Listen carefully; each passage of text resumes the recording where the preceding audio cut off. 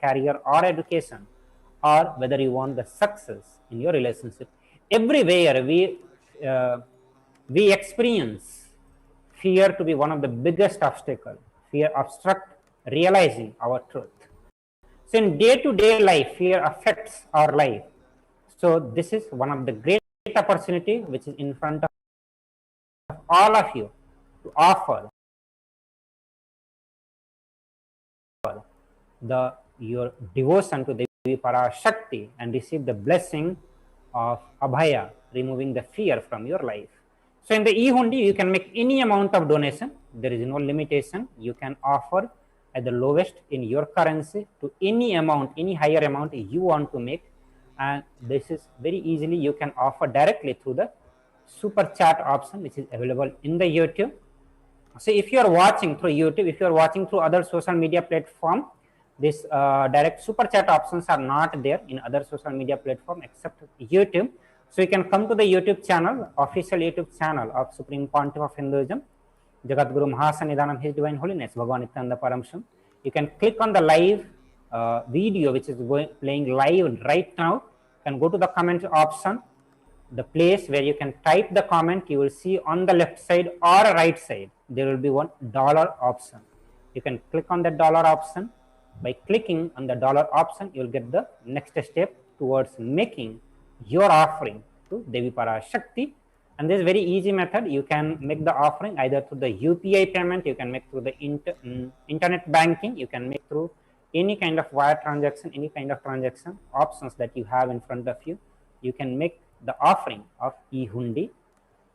So without taking any time, you can go ahead and make right now while you are watching also, you can just click on the super chat option and you can make the contribution.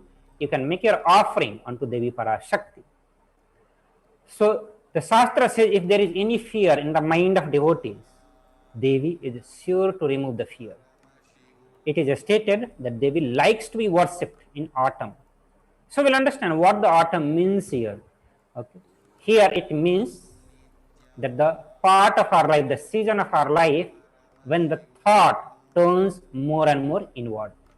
So it would be experience of all of us that our thought is so much outwardly. Literally, we will constantly be thinking about what we want to have in the outer world, what we want to have in the future, what happened in the past.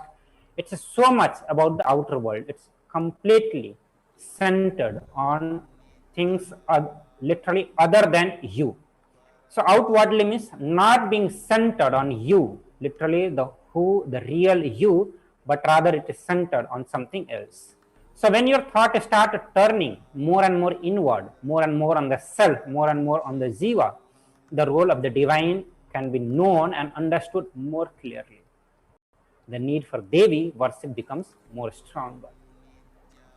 Devi Parashakti is also known as Sambhavi, means the consort of Shambhu, Lord Shiva. So Shambhu is the name of Lord Shiva. Then Sharada, Aradhya, means worshipped by Sharada, Devi Saraswati. She is Aradhya of Devi Saraswati. Sarvani, the wife of Lord Shiva. Linga Purana mentions about it. It says that Lord Shiva in his earth form is known as Sharva. Then Sharmadhayine, Devi who bestows happiness on the devotee. So these are the various names of Devi Parashakti. Understand? When you relate with the Devi Parashakti, these dimensions of Devi Parashakti starts manifesting in you. When you start offering, connecting to Devi in the oneness, the various dimensions of Devi Parashakti manifest in you. You experience the knowledge in you. You experience the happiness. You experience the fearlessness in your life. So you can offer your gratitude, devotion to Devi Parashakti by offering your kanika, and your name shall be chanted out during puja to Devi. And you can make this offering through the website also. You can actually go to the tiny.cc/Devi-offerings. So you can visit that link also, and through that also you can make your offering onto Devi Parashakti, or you can also do through the super chat option in YouTube. The next offering onto Devi Parashakti, which is available for all of us, is Sankalpa chanting. Sankalpa is the conscious resolution where conscious resolutions are chanted. So various conscious resolutions, the various blessings, the various manifestations that you need in your life, whether it is a health, wealth, or relationship, the various purusartha, the dharma, artha, kama, moksha, the various doshas, the parihara that you need to have, the various doshas that you need to get out of that. It's a very descriptive chanting, the conscious sankalpa, the satya sankalpa, or the conscious resolutions are made while this ritual. So the scripture says the goddess enchants this universe and she herself gives birth to this universe. The goddess being prayed without interest in anything gives that knowledge that leads to salvation and gives wealth in materialistic sense. This is from Devi Mahatmya, which is from the one of the Purana, and from the chapter 12, verse 34, from that Purana, means offering the sankalpa, the conscious resolution, blesses the person with all the fruitions of the desire and wishes he is yearning for. So this is actually an elaborate blessing on everything that you need as a life, as a householder life, or also you need whatever you need on the path of enlightenment, the enlightenment itself. So you can make this offering by visiting the link tiny.cc/Devi offerings. So once you make the offering, we'll also be guiding you. On the last slide, we will guide you through the other link where you are going to be submitting the name which will be chanted during the Satya Sankalpa. The next in the offering is Sahasranama Swarna Kasu. Sahasranama means 1000 names of Devi Parashakti. Swarn is gold, Kasu, gold coin. So this is actually offering of 1008 names of Devi Parashakti, and it's a very special and unique archana offered to Mahameru of Devi Parashakti. The scripture says that Devi is fond, Devi likes the repetition of her various names, as it says in the Sanskrit that Nama Parayana Prita. Devi is the one who loves the Parayana of her name. So 1008 names, when it is offered, it bestows the various Ananta Kalyana Guna of Devi Parashakti. Each of the names of Devi Parashakti are the manifestations of the various Ananta Kalyana Guna of the ultimate. When those names are chanted, those Ananta Kalyana Guna manifest in your life. So this is one of the very special offering that you can make, and these offerings are available in the three denominations of $75, $151, $251.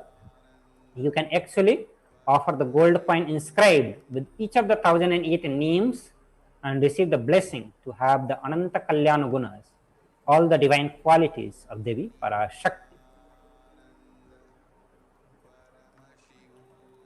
The next in the offering to Devi Parashakti is Mukta Anguthi, finger ring with a pearl.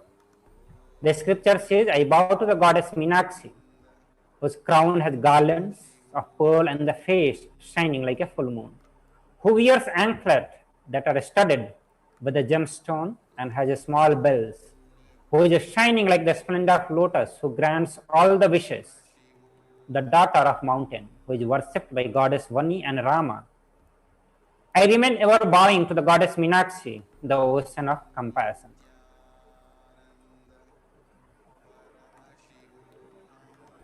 So you can offer the pearl finger and receive the blessing to be showered by her compassion and pure love in all your business endeavors. You can make this offering on three denominations which are available to all of us, which is $251, $501 and $750. The next is Swarna Padma Pushpa, which is golden lotus. This is from the Kami Karma. Kami Karma elaborately mentions the uses of lotus, golden lotus, into the various ritualistic offering, whether it is the Homa, Abhishekam, or the consecrations of the various gods and goddesses and their Anga Devata, Abharana Devata, and various others, consecrations which is needed while the temples are built.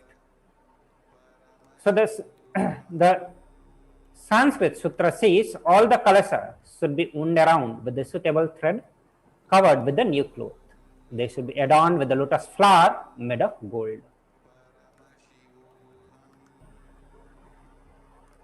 So there are hundreds of scriptural references. Actually, all the scriptures, the major scriptures, which is Vedas and Agama, they specifically the ritualistic part, which we can call as the Kriya Pada. So all the Kriya Pada of Agama mentions elaborately on the uses of golden lotus. In the worship of Paramashiva, almost everything in the worship of the ultimate, which involves the consecration of deities, of worship or meditating on, or the mudras and asana that is used during the worship, all involves the lotus flower, either lotus flower, lotus leaf, lotus pericarp, or lotus petals. Thus, we see the divine nature of lotus. Understand, the lotus is a divine flower. Shakti of Paramashiva is also called as the lotus. Base of Paramashiva Linga is also lotus. The disciples of Paramashiva is also considered as lotus because they all are about to bloom. So you can offer the gold lotus in any size you wish to and be blessed to have the state of space powers and being of Devi Parashakti in your inner space in every or any adverse situations of your life.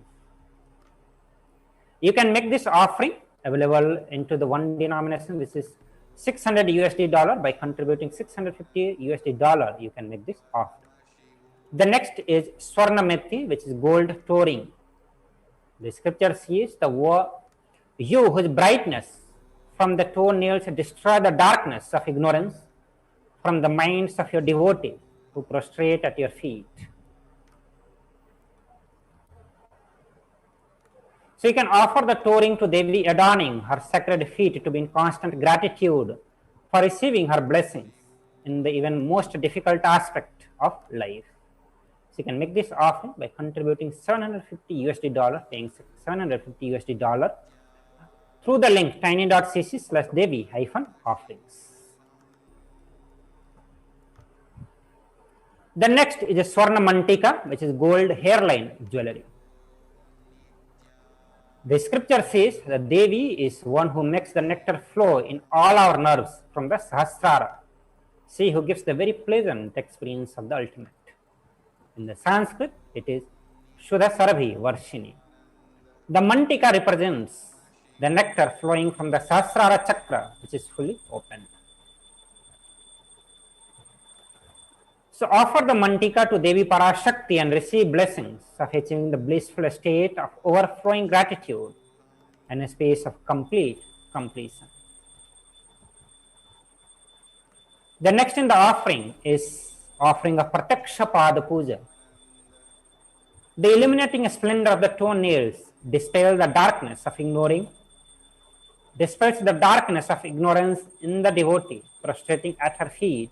Her feet defeat the lotus in the beauty. The sloka number 83 of Saundarya Lahari, which states that the nails have been sharpened by constantly being touched by the crown of celestial beings who always prostrate before Devi. Tamoguna is the darkness. In this stotram, tamas is indicative of ignorance in the mind of devotees, and by constantly prostrating before Devi, their ignorance is removed and they attain knowledge. So you have the great opportunity to burn all your ignorance, all the tamoguna from the mind, from your mind, and receive the enlightenment by offering the Prataksha Pada Puja to Devi Parashakti. It will bless you with all the auspiciousness and the blessings of Supreme Pontiff of Hinduism, Jagat Guru Mahasaniranam, His Divine Holiness, Bhagavan Nithyananda Paramashivam. Also, you can do the Vastra Seva, the offering of garments to Devi Parashakti, and both the offerings can be made by contributing $1,008. So now we'll look at the summary of all the offerings which is available in front of all of us, which is an opportunity for all of us to experience the divine state, the oneness with the divine, the love and gratitude. It's an opportunity to offer our gratitude, the oneness and love to Devi Parashakti. The first one being E-Hundi, where you can offer any amount of donations, any amount you can offer, And this option is also available through the super chat options, which is there on YouTube live video. The next is Sankalpa chanting, where you have to make $1 payment. Then the next is Devi Sahasranama Kasu, which is pure gold coin with each one sacred name of the Devi from 1008 names of Devi Parashakti. You can make this offering into 3 denominations, which is $75 dollar, 157 and 251 USD dollar. The next is Mukta Anguti pearl finger ring, which you can make in $251, 501 USD dollar and 750 USD dollar. Swarna Padma Pushpa, which is golden lotus flower, gold lotus flower actually, which you can make 600 USD dollar, 1200 USD dollar and 1800 USD dollar. Swarna Metti gold touring for the lotus feet of Devi Parashakti, and this you have to pay 750 USD dollar. Swarna Mantika gold hairline jewelry, you can make the offering by paying 750 USD dollar. Then the Prataksha Pada Puja and the Vastra Seva, both the offerings are available. You can make the offering by paying $1,008 for each of this offering. So now we'll go to the next slide, where we will see the various the links that you need to visit, what exactly you need to do to make this offering. Understand, in the registration form there will be 2 options where you are ready to offer today, or you have the intention to offer a specific sevas. Okay.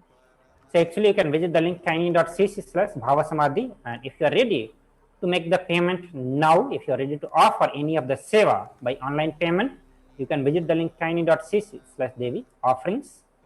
Once you make the payment, you can submit the details for puja where your name will be chanted. So you need to visit the link, another link, which is tiny.cc/sankalpa2021. So you can visit those links also, and you can make this offering.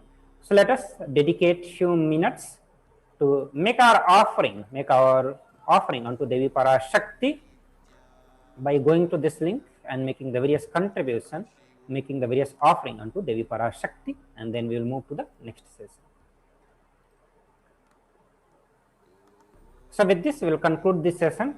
Thank you everyone for being here. We'll just give you a few moments for all of you to make your offering unto Devi Parashakti.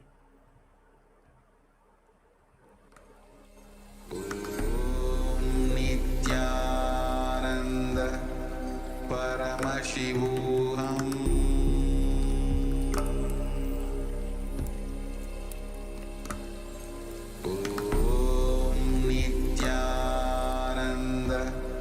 Paramashivoham.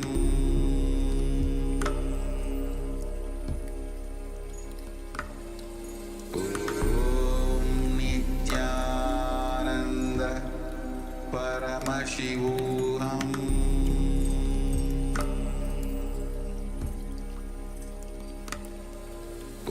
Om Nithyananda Paramashivoham.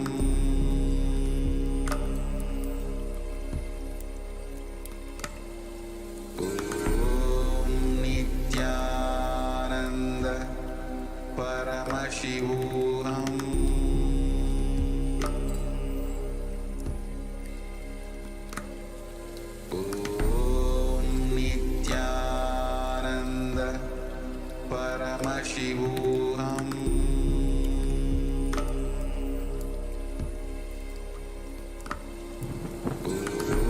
Om Nithyananda Paramashivoham.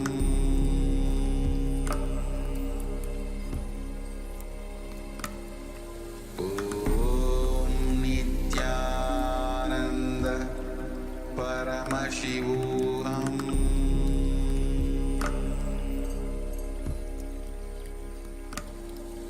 Om Nithyananda.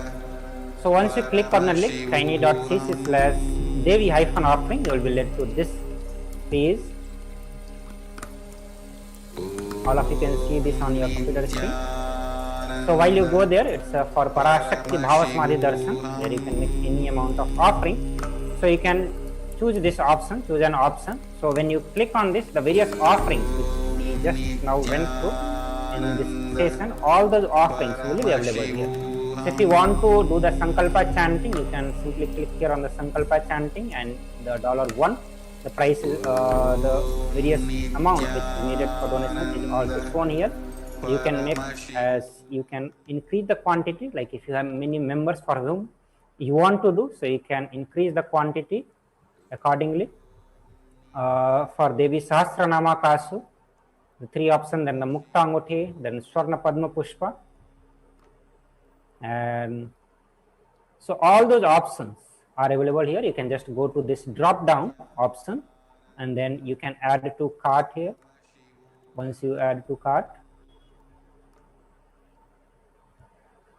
okay, so you will be led to the next page where the options are being given here. Again, you can change the quantity if you want to change the quantity here, and it will get reflected into the total amount, and you can proceed to checkout. And once you proceed to checkout, so here you will have to fill the billing details and all other card details and everything, and you can make the payment. Once you are done with the payment, you can go to the Sankalpa chanting, where the Sankalpa, your name, your detail need to be given. So there is a simple form which you can fill and submit. So while the Sankalpa will be chanted, your name will be included into that.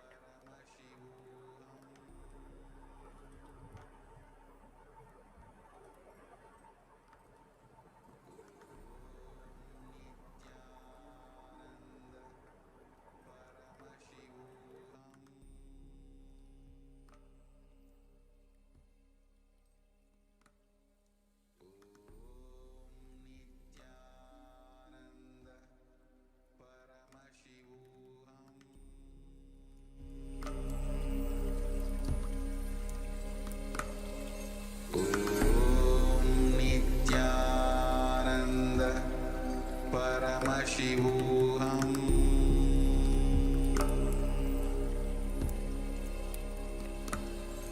Om Nithyananda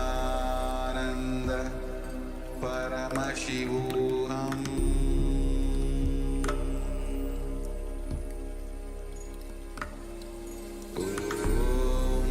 There are some great spiritual sciences unique to Hinduism. Subtle, otherworldly, but definitive sign. Manifesting the cosmic beings in Archavatara, deities in Nijavatara, living incarnations is possible. Understand? Kriya Pada of Vedas and Agamas elaborately explain the whole science of making the cosmic beings manifest in Archavatara, deities and Nijavatara, living incarnations, both. During the Bhava Samadhi Darshan, literally those cosmic beings manifest through this body. Just like how they manifest in Archavatara, deity, they manifest in Nijavatara, Pratyakshavatara, and give you all the boons you ask, bless you. You see, each God is an independent intelligence to lead you to enlightenment. Each God is a bridge for you to achieve the Shivatva, the ultimate Shiva consciousness. Krishna is the bridge for you to achieve the Krishna consciousness. But Shiva consciousness, Krishna consciousness, all consciousness is one and the same. Ultimate consciousness only. So that energy itself completely expresses. Just like Radhika, when I see my own sweetness in the mirror, I become eager to taste it. I find that the only way to relish this sweetness is through the constitution of Sri Radhika. Bhava Samadhi Darshan is a window to the infinite expanse of consciousness, allowing us to glimpse the formless in a way that we can understand. It cleanses the karmas of lifetimes. It awakens our biomemory to the space of Paramashiva, the ultimate consciousness, and creates a deep and lasting transformation in us.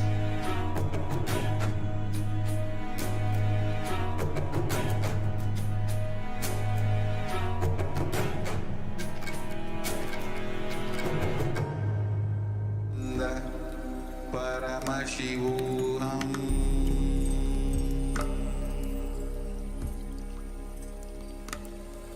Om Nithyananda Paramashivoham.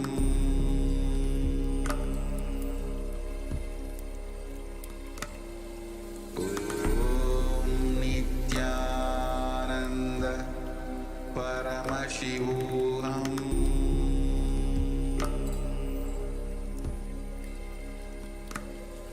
Om Nithyananda Paramashivoham.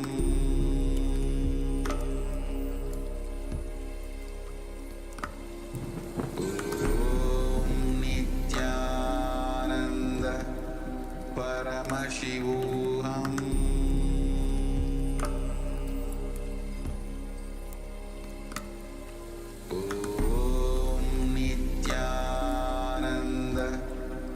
Paramashivoham.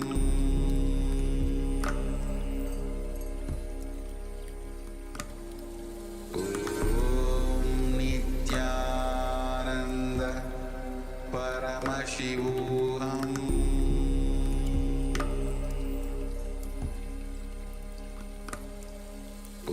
Om Nithyananda Paramashivoham.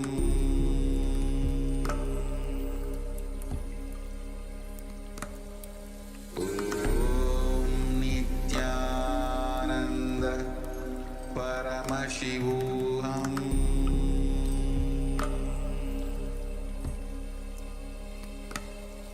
Om Nithyananda Paramashivoham.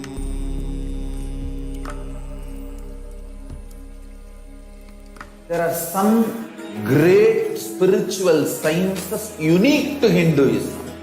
Subtle, otherworldly, but definitive sign. Manifesting the cosmic beings in Archavatara, deities in Nijavatara, living incarnations is possible. Understand? Kriya Pada of Vedas and Agamas elaborately explain the whole science of making the cosmic beings manifest in Archavatara, deities and Nijavatara, living incarnations, both. During the Bhava Samadhi Darshan, literally those cosmic beings manifest through this body. Just like how they manifest in Archavatara, deity, they manifest in Nijavatara, Pratyakshavatara, and give you all the boons you ask, bless you. You see, each God is an independent intelligence to lead you to enlightenment. Each God is a bridge for you to achieve the Shivatva, the ultimate Shiva consciousness. Krishna is the bridge for you to achieve the Krishna consciousness. But Shiva consciousness, Krishna consciousness, all consciousness is one and the same. Ultimate consciousness only. So that energy itself completely expresses. Just like Radhika, when I see my own sweetness in the mirror, I become eager to taste it. I find that the only way to relish this sweetness is through the constitution of Sri Radhika. Bhava Samadhi Darshan is a window to the infinite expanse of consciousness, allowing us to glimpse the formless in a way that we can understand. It cleanses the karmas of lifetimes. It awakens our biomemory to the space of Paramashiva, the ultimate consciousness, and creates a deep and lasting transformation in us.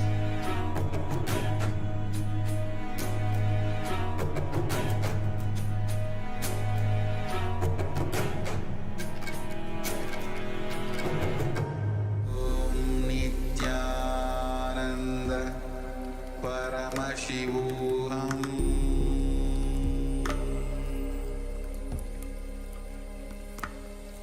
Om Nithyananda Paramashivoham.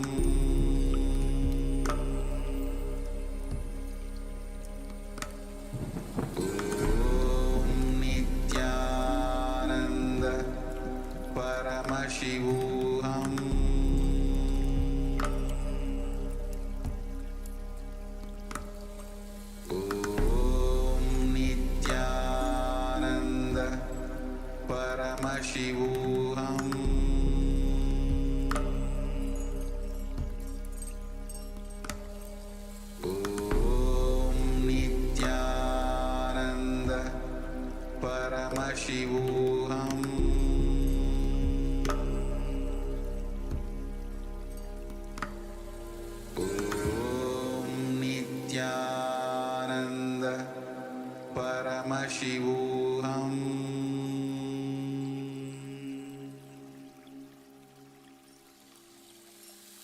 I bless you all. Let you all open all your three eyes.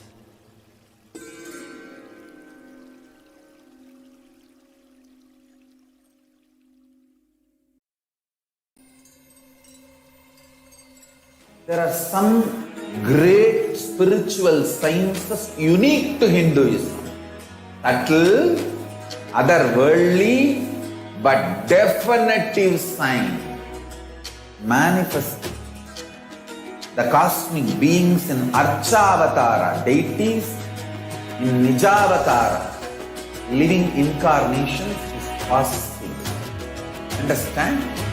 Kriya Pada of Vedas and Agamas elaborately explain the whole science of making the cosmic beings manifest in Archavatara, deities and Nijavatara, living incarnations, both. During the Bhava Samadhi Darshan, literally those cosmic beings manifest through this body. Just like how they manifest in Archavatara, deity, they manifest in Nijavatara, Pratyakshavatara, and give you all the boons you ask, bless you. You see, each God is an independent intelligence to lead you to enlightenment. Each God is a bridge for you to achieve the Shivatva, the ultimate Shiva consciousness. Krishna is the bridge for you to achieve the Krishna consciousness. But Shiva consciousness, Krishna consciousness, all consciousness is one and the same. Ultimate consciousness only. So that energy itself completely expresses. Just like Radhika, when I see my own sweetness in the mirror, I become eager to taste it. I find that the only way to relish this sweetness is through the constitution of Sri Radhika. Bhava Samadhi Darshan is a window to the infinite expanse of consciousness, allowing us to glimpse the formless in a way that we can understand. It cleanses the karmas of lifetimes. It awakens our biomemory to the space of Paramashiva, the ultimate consciousness, and creates a deep and lasting transformation in us.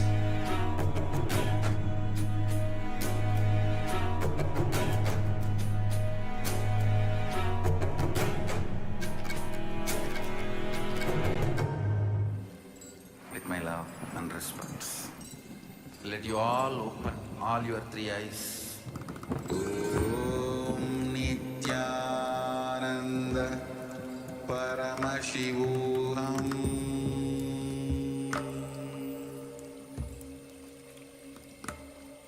Om Nithyananda Paramashivoham.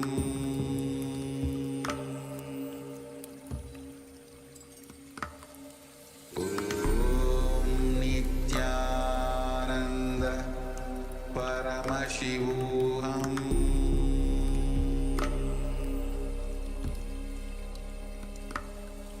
Om Nithyananda Paramashivoham. Om Nithyananda Paramashivoham.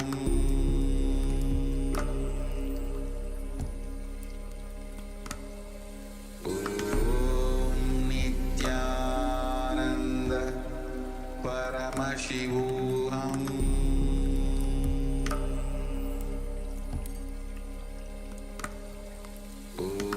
Om Nithyananda Paramashivoham.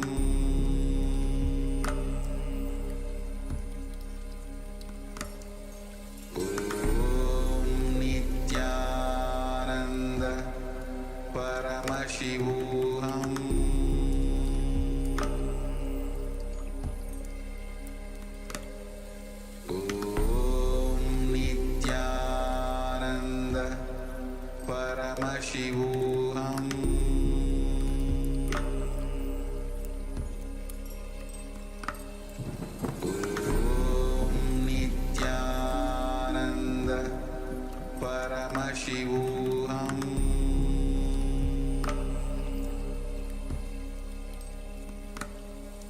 Om Nithyananda Paramashivoham.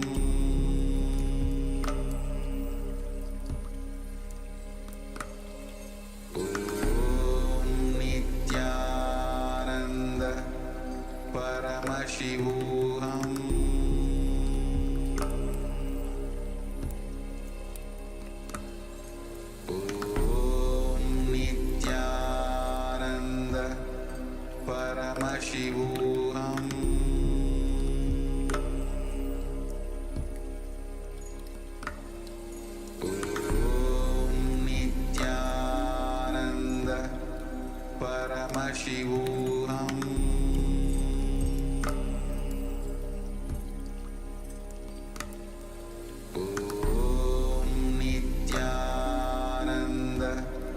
Paramashivoham.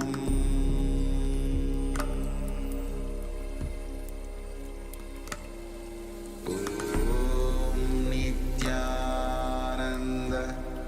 Paramashivoham.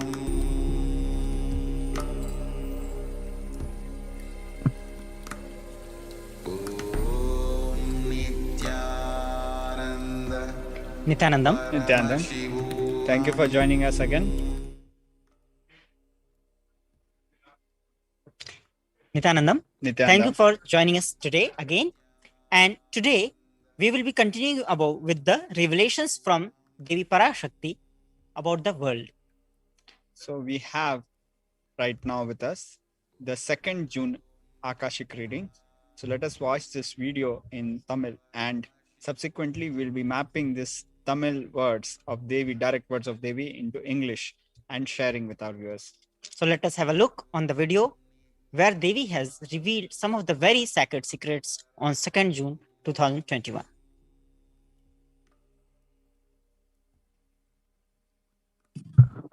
ஏன் இந்து மதம் தொடர்ந்து தாக்கப்படுகிறது என்று கேட்கின்றாய் மூடனே. தன்மீதே தனக்கு மரியாதை இல்லாது, தன் தர்மத்தை பற்றிய அறிவும் இல்லாது, தன் தர்மத்தை தான் காப்பதன் மூலமாகவே தான் உலகில் காக்கப்படுவோம் எனும் தெளிவும் இல்லாது, தன்னையே இழந்து நிற்கும் உங்களுக்கு வேறு என்னதான் இந்த மாயை கொடுக்க முடியும்? உங்களை உயிர்ப்பிக்க, உங்களுக்கு அறிவுறுத்த இந்த மாயைக்கு வேறு ஒரு வழியும் இல்லாததனால் உதைத்தும் அடித்தும் துவைத்துமே திருத்துவதென்று முடிவோடு இறங்கியிருக்கின்றாள். விழித்துக் கொண்டோரெல்லாம் பிழைத்துக் கொண்டோர், குருபதம் சேர்ந்தோரெல்லாம் உருபதம் சேருவோர். குருபதம் சென்றிடு, சிவபதம் பெற்றிடு. ஓம்.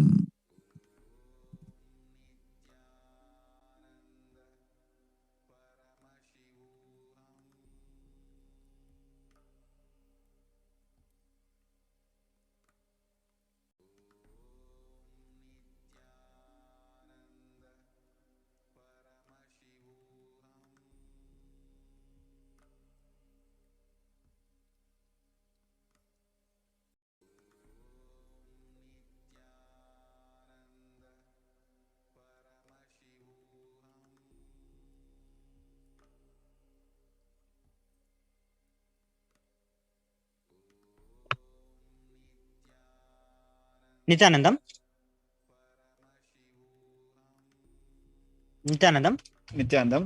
So now we are going to go through the meaning of the Akashic reading which we just heard in Tamil. We are going to map the Tamil reading into the most close English words and share with our viewers. So this is how the reading goes. You are asking why Hinduism is being attacked continuously. Fool, without respect for oneself, without any sense of your dharma, with no clarity that if you protect dharma, dharma will protect you. You are all standing losing yourself. What else can Maya do? No other way for Maya to align you. So she has entered the field determined to beat you and align. Those who awaken have saved themselves. Those who reach Guru's feet will receive Paramashiva's feet. Reach Guru's feet and receive Paramashiva's feet.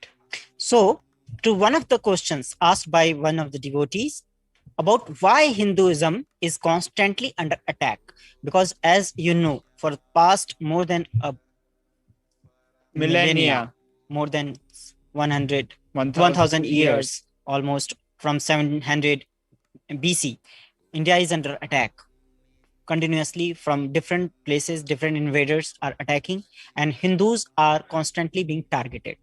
So the person asked, what happened? Why Hindus are constantly under attack? Why Hinduism is constantly attacked? So Devi has answered to to that question with the words that you are asking why Hinduism is being attacked continuously. So Devi is telling fool is not only for that person, it's for everyone. Because all of us carry this question in our hearts, that why Hinduism is always under attack. Without any sense of your dharma, because most of us have forgotten that what is our dharma, our responsibility, our duty towards the dharma, righteousness, with no clarity. What that if you protect dharma, dharma will protect you. So this clarity that we have forgotten, that only when we protect dharma, dharma is going to protect us. The way that if you keep some ecosystem safe, at the time of need, that ecosystem will protect you. So let us take a small example. For example, you protect the dharma. How?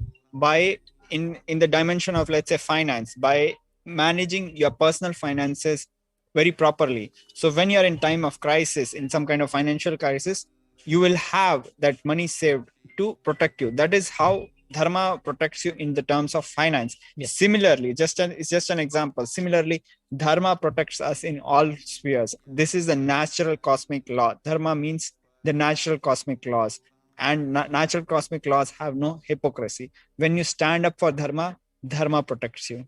So this is a very simple example, that if you are keeping the societal laws safe, the laws which protect you, that laws is going to protect you, because this circle, this virtuous circle is there. But once you break it, you are no longer safe. So dharma, dharmo rakshati rakshitah, is a very important fundamental principle that the Hindus have forgotten. And because of that, because they forgot it, they are standing and losing. And because of this, the Maya, she has no other way than to wake us up by beating us and making us to align to the cosmic law of dharma. So that is why Hinduism is constantly being attacked, not only from outside, not only from the side of invaders or from people from other faiths, but also with this kind of diseases like COVID and black fungus and other such diseases are also affecting us. Let me share one small practical example. We heard in the past few days, people were asking questions like, what if I have left the monastery, that left the Adinam, and I want to come back again? Multiple times, same questions people have asked. Whereas Swamiji, as Devi Parashakti, through when Swamiji, as the Nijavatara of Devi Parashakti, and even directly has confirmed that the doors are open. But why do people want an assurance again and again? This is because they did not stand up and protect dharma. So what happens? Even though the doors are not closed from the other side, because of the guilt, possibly because of the guilt or because of the impossibility we go through, we feel it is closed. So sometimes we are shutting the doors on ourselves. But when we stand for dharma, doors open which we never even knew about. That is an experiential reality which, when you stand up for dharma, and I'm sure all of us have done it at some point of our life, when we stand up for dharma, we experience it. So constantly, regularly, and with in every Parashakti Akashic reading, Devi is reminding all the Hindus their cosmic dharma, their duty, responsibility, that is to protect the Sanatana Hindu dharma, to keep its flag high, to maintain its infrastructure, and to keep the Hinduism for the next generation. That is why the Hindus have taken birth, and that is their responsibility. So let us little bit share on this, Ganaprabhaji, for the benefit of our for everybody. What do we mean by protecting dharma? Some people have a very wrong understanding about protecting dharma means going and fighting and killing. Nothing like that. It is not that. That is not protecting dharma.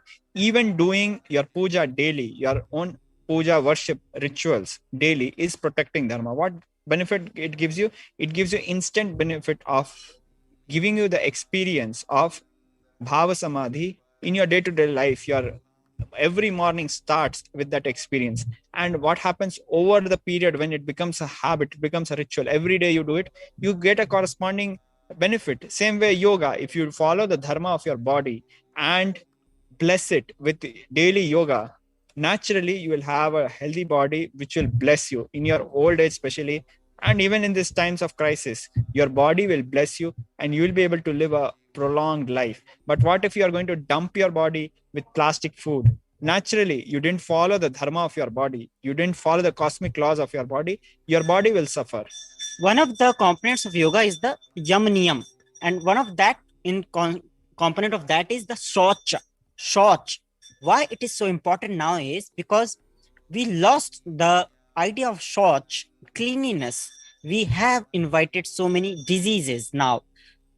You can see all the Hindus in India. If you can remember your grandparents, or more than those who are like in their death, like 90 plus, you can see the amount of shoch, the cleanliness they used to maintain. And the concept of Swach, let us please remind ourselves, it is the Vedic Sanatana Hindu Dharma concept, which might not occur very naturally to people. But this is a most close translation we have for the word. So, what in Shoch people used to do it, everything was written down, how you have to wash yourself, how you have to clean yourself, the five, like how you have to clean your body, your soul, how your food should be there, how much, the social distancing that we are maintaining now in the COVID times, people used to maintain naturally at that time. That is why in Hinduism, we greet people with folded hands. And do not touch each other unnecessarily. So all these things are not there. Like in some part of the world, the greeting is kissing each other. But in Hinduism, or handshake. But in Hinduism, whether you are big, small, everyone, we offer our greetings with folded hands.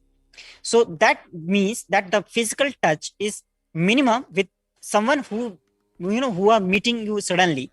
And also the concept of that if someone died in your family, you were supposed to be in quarantine, not meeting people, not going to temples, not going to any occasion. Because even the thoughts we have, even the words we say are a part of our ahara, what we consume. Along with food, the thoughts and the words which we consume are also a part of our ahara, which is loosely translated to our food consumption. And even that is maintained proper, because whatever we consume, that we become. So what are these? These sound like very much like health tips, yes, if we look at, but this is precisely what Hinduism is a totality of health in every dimension. Healthy politics, healthy administration, healthy body, healthy mind, healthy consciousness, healthy relationships, healthy everything, healthy society, healthy business, you name it. That is what Hinduism is in a nutshell. So when you stand for dharma, which is all of this, you get the corresponding benefits. So if you stand with the dharma of Socha, you will be protected. Now, what all scientists are telling, all doctors are telling, keep washing your hands multiple times. Do not enter you should wash your feet before entering your house. These all practices we were already doing. All the Hindu houses, you have to drop your shoes and whatever footwear you are wearing outside of the house, wash your feet, then you can enter into your house. That was the regular practice. And even now, in many places. And you cannot eat food without washing. See, you have to wash your hands. After then you can eat. This is the general practice in Hinduism. And that's why we eat with our hands. So we wash it before eating. We take bath before eating. The woman take bath, keep their hairs tight, and even they will put their cloth on their mouth and nose while cooking itself, so that none of their impurities enter into the food. So such was the level of shoch that was being maintained in Hinduism. And when you maintain that level of dharma, dharma protects you, because when you maintain all your shoch, all your cleanliness, you are protected from unnecessary, unavoidable infections and so diseases. This is the disease, health and disease part of dharma. But what Devi Parashakti is referring to is obviously much more, when she's telling us that we should have stood up and protected the enlightenment ecosystems, which are preserving these lifestyle components in a very living way, along with the physical infrastructure, not just the principles, not just the people who are living this lifestyle, but also the physical infrastructure, the land, the buildings, the temples, everything put together. When we preserve all of it, what will happen? Naturally, we'll be able to use those facilities. If today we are having 54 adinams lesser, it is because we allowed 54 adinams to be burnt and shut down in Tamil Nadu. Otherwise, the people from Tamil Nadu who are coming so far would have had a COVID quarantine care center in their back doors. And also, if we had these ecosystems already there, this pandemic would not have affected that much to India, because all these are karmas. It's not like that it was, came out of the blue or from somewhere. These are karmas that we are reaping now. So there's a two parts to it. We might not have done anything wrong. That means we might not have a balance of a negative karma, but we don't have a balance of a positive karma. Yes. We haven't done the dharma of protecting these systems. So that is precisely what Devi Parashakti is revealing. Whether you die or you don't die, Maya doesn't care. Who cares? You are in the no care zone because you didn't do the positive part. You would have been a hit list of must die if you had done if you had done the negative part. But you are in the don't care zone because you had the attitude of I don't care. So unfortunately, when you don't care, Maya doesn't care. Maya doesn't care whether you are alive or not. So once you start caring that, yes, I am responsible for my life, for keeping Sanatana Hindu Dharma alive, because you have received the benefits of Sanatana Hindu Dharma, it is your responsibility to keep it safe for the next generation. Because if you are not keeping it safe, you are doing the crime of destroying it. Swamiji, in one of his satsangs, he has mentioned that if you are not keeping something which you have received from your heritage, from your parents, your ancestors, for your next generation, then you are doing a crime.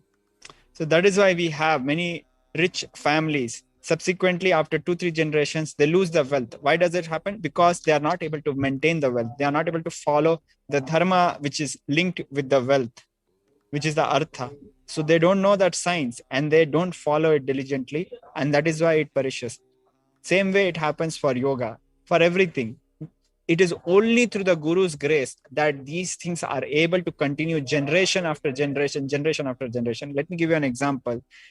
We know that Madurai Adinam Linga, the personal linga which every Guru Mahasannidhanam, the Supreme Pontiff of Madurai Adinam, had been worshipping for, I can say, around 292, including Swamiji, who is the 293.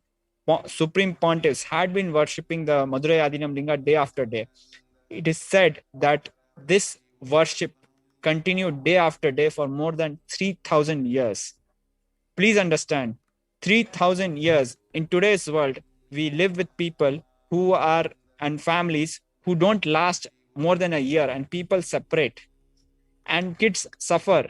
And here we are talking about a commitment of more than 3,000 years without missing a single day. That is made possible only by the Guru Bhakti, only by the grace of Guru, only by the Guru Parampara. This is essentially, the Guru Parampara is what is Hinduism. And maintaining this whole chain of daily worship is the way the Dharma was kept alive. Because the Dharma was kept alive, Dharma kept the people who are maintaining this Dharma alive. So this virtuous circle is what Devi is mentioning here, that if you are protecting Dharma, Dharma is going to protect you. But once we forgot about it. Let us just one more example for the benefit of health of our viewers. We know that the maximum number of deaths worldwide happened, before COVID at least, happened because of heart diseases and diabetes and coronary related disorders. Now, guess what? In Hinduism, we have a solution for this, which is as simple as vegetarian diet. That sounds so simple. And we had like Hollywood stars like Arnold Schwarzenegger and other attest, after going through a heart surgery, attest that they have shifted to a vegetarian diet because that is what their cardiologist recommended to them. So we know even bodybuilders and famous Hollywood stars attest that vegetarian food is good for us. But that is not we are following in what that is not what we are following in practice. Do we need a heart attack to wake up to this reality? We should not. On the contrary, I can very surely tell that there are many traditions, many Hindu traditions, many Hindu families who have been practicing vegetarians for more than 5,000 years. You can trace their history, they will be able to tell their family lineage, and all of them have been consistently vegetarian. You can check and you can ask some of the communities, they will be able to nod their heads. So understand, this is what dharma is. This is Hindu dharma. When you subscribe to Hindu dharma, when you understand and you fall into this science, it protects you in a multi-generational way in this birth and your possible future births, and of course your next generation also. So I was watching some of the comments by our viewers, and the people were commenting that Hinduism is life science. Yes, Hinduism is life science, the higher science of superior science of It's a greater life, science. greater science of life. And also Devi has mentioned that when you forgot it, what else Devi Maya can do? That means you were given all the chance to align. You are given all the chance to make, correct your mistake and walk the path of dharma. So if we can understand very simply, what Devi is revealing is not like a moral science. It is a pure science. It is life science. It is so practical, so pragmatic. It is so much simple to understand. Only when we protect dharma, dharma will protect us. It's very intuitive. So if you forget it, then the Maya, because you have the commitment to to keep the Hinduism alive, safe, she is there. Like how a loving mother, she beats a child not to punish or not to destroy the child, but just to make the child more efficient, better, and to understand that the thing what he is doing is not good for him or the baby. So that same way, the Maya is beating us, the Hindus, not because she is angry on us and want to destroy us. She is beating us to make us realize that it is time that we understand our responsibility and start acting on it. So that is what Devi is meaning by this, that no other way for Maya to align you. So she has entered the field determined to beat you and align. So here the beating means that this beating can be physical, this beating can be harsh words, this beating can be like just waking you up to the truth that you are here to keep the Sanatana Hindu Dharma alive. So when the mother wakes you up for your morning yoga, it can be something which you can feel extremely grateful for. You can have an expression of gratitude. You will be so thankful you have such a loving mother. Or you can throw a tantrum, and after actually going through the yoga, you might come to the understanding that this was the best thing to do. Or you might not even realize till the end of your old age, when you look back and only then you realize, yes, what my mother did was the best thing for me. Yes. The beating which you are experiencing is entirely depending on your maturity of how much you understand what is being done to you by Paramashiva is the best for you. Going further into the reading, those who have awakened have saved themselves, precisely as we have been discussing, and those who reach Guru's feet will receive Paramashiva's feet. Reach Guru's feet and reach Paramashiva's feet. In Hinduism, this Guru Gita is a very important book. In that book, actually it is Paramashiva's revelations to Parashakti, in which Paramashiva is telling Parashakti about himself. So in that book, it is said that Guru Brahma, Guru Vishnu, Guru Devo Maheshwara, Guru Sakshat Par Brahma, Tasmai Sri Guruvei Namaha. That the Guru Tattva is Brahma, is the creator, is Vishnu, the sustainer, the maintainer, sustainer, and Guru Param Shiva, that he is also Shiva, the rejuvenator. Guru Sakshat Par Brahma, and combined of all this, the one who is beyond all is Guru himself. Tasmai Sri Guruvena, I bow down to that Guru Tattva. So in Hinduism, it is said if you reach to the feet of Guru, you have reached the feet of Par Brahma or Param Shiva or Parapada or Param. Anywhere you can go. See, Hinduism has multiple sects. Like people following Sakta, they follow Sakti, and Vishnu follow Parampada. So Param Shiva's feet, if you reach to Guru's feet, you reached Param Shiva's feet. This is what Devi is saying in this, that if you have reached to Param Shiva's feet, you will reach your Guru's feet, you will reach Param Shiva's feet. And please understand, it is a very simple science. If you don't take medicine, if your body is having a disease and you don't take a medicine, you fight with the doctor, you fight with your mother, don't expect to survive. It is that a simple case. So what you need to do to protect yourself from COVID, you need to quarantine yourself. What is the best place to quarantine yourself? Adi Kailasa. It is that simple. So I take this opportunity to invite all the people, whoever are watching this show on YouTube, Facebook, Twitter, Twitch, or any of the channels, please fill up the form to come to Adi Kailasa or any of the centers for the preventive COVID quarantine. So you can sign up for coming to Adi Kailasa or any of the Adinams by clicking on the link tinyurl.com/Kailasa care. So it is very important that you sign up and save yourself during this pandemic to become a food for the death. That is what it is going to be. Stop and save your life. That is what you can do now. Please sign up at tinyurl.com/Kailasa care. So now we'll be going in the next Akashic reading from 1st June 2012. So now we will be watching a short video in which Devi Parashakti has revealed some of the more sacred secrets, and it is one of the videos from 1st June 2021 in which Devi Parashakti has given her Parashakti Akashic reading. So we will be entering into that.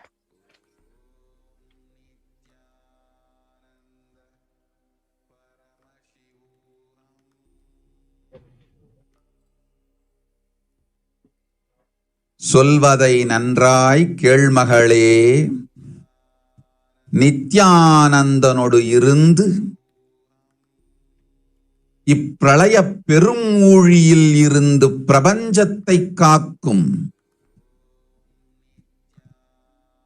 உடன்மாலுமியாய் உலகிற்கு சேவை செய்ய கைலாயத்திலிருந்து இறங்கி வந்த ஜீவன்களுள் ஒருத்தி நீ. வந்த நோக்கத்தை மறந்து வேறு வாழ்வில் விலகிச் சென்ற உன்னைப் போன்ற கைலாயத்திலிருந்து வந்த ஜீவன்களும் இந்த பிரளய பெரும் ஊழி கொடுமைக்கு காரணமாய் ஆனீர்கள். செய்ய வேண்டிய திருப்பணியை மறந்து வந்த வேலை சொந்த வேலை எந்த வேலையோ அந்த வேலை தன்னை விட்டு வேறெந்த வேலையோ பார்க்கச் சென்ற உனைப் போன்ற கைலாசவாசிகளும் நடக்கும் பெரும் ஊழி கூத்து நாடகத்திற்கு காரணமாய் ஆனீர்கள். சொன்னதை 3 நாட்கள் சிந்தித்திடு. கனவிலும் நனவிலும் உணர்விலும் சத்தியத்தை காட்டுகின்றேன். கண்டபின் மீண்டு வா, பிராயஷ்சித்தமும் பரிகாரமும் அளிக்கின்றேன். போய் வா புண்ணியவதி, போய் வா. ஓம்.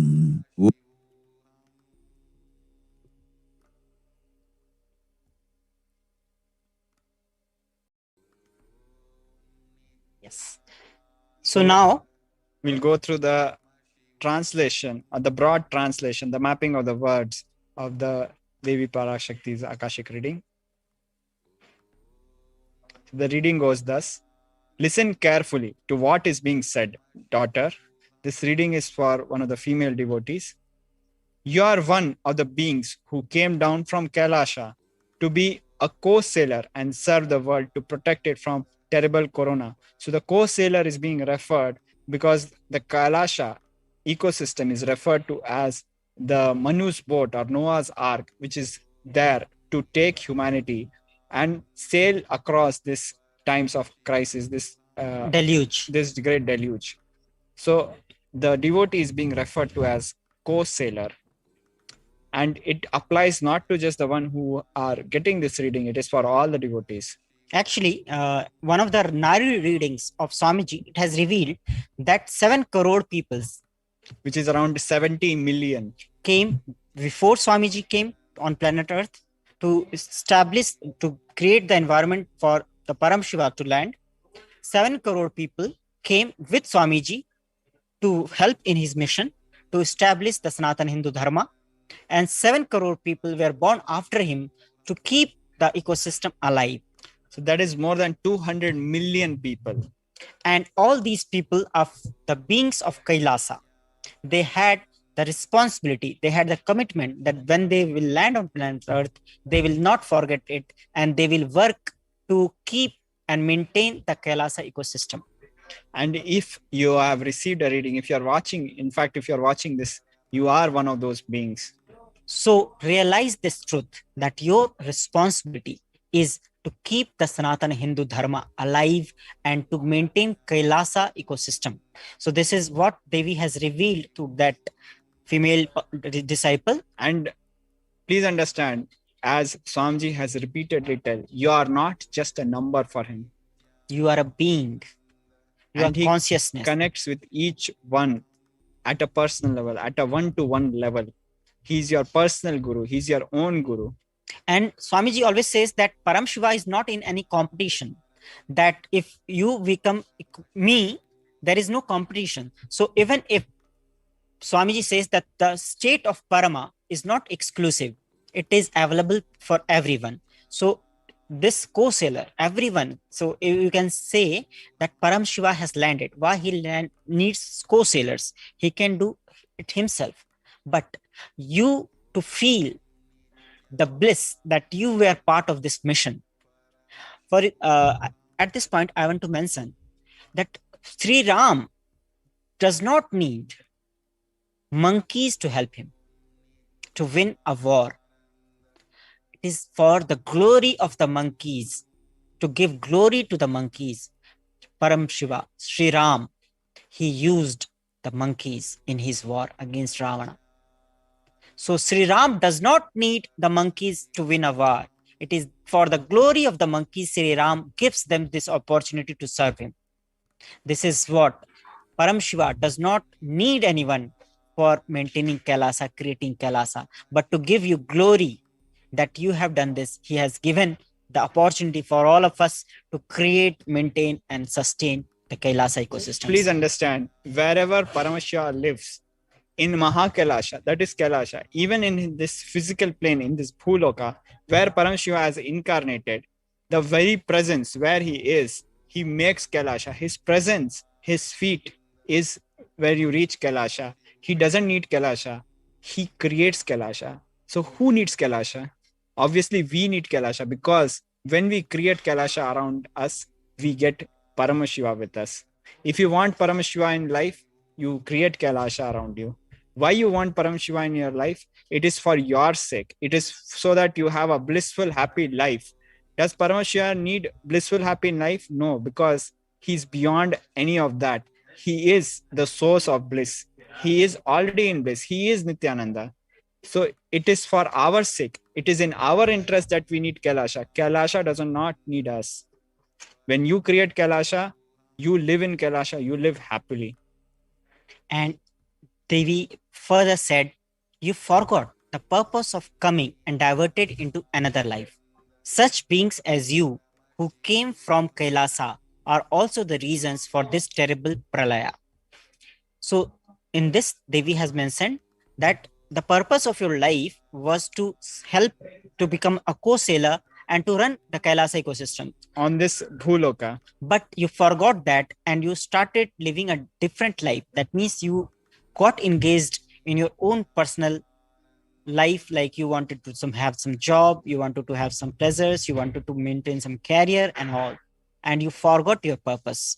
And you wanted to work for an IT company, or you wanted to work for some other company who sells some things which are not even useful today in this crisis. So because you forgot that. And the people that we are mentioned in just a few minutes ago, that the people who came before Paramashiva Swamiji, who came along with him, and those who came after him, when such people, they forgot their purpose, they created the karma because of which this terrible pralaya has happened.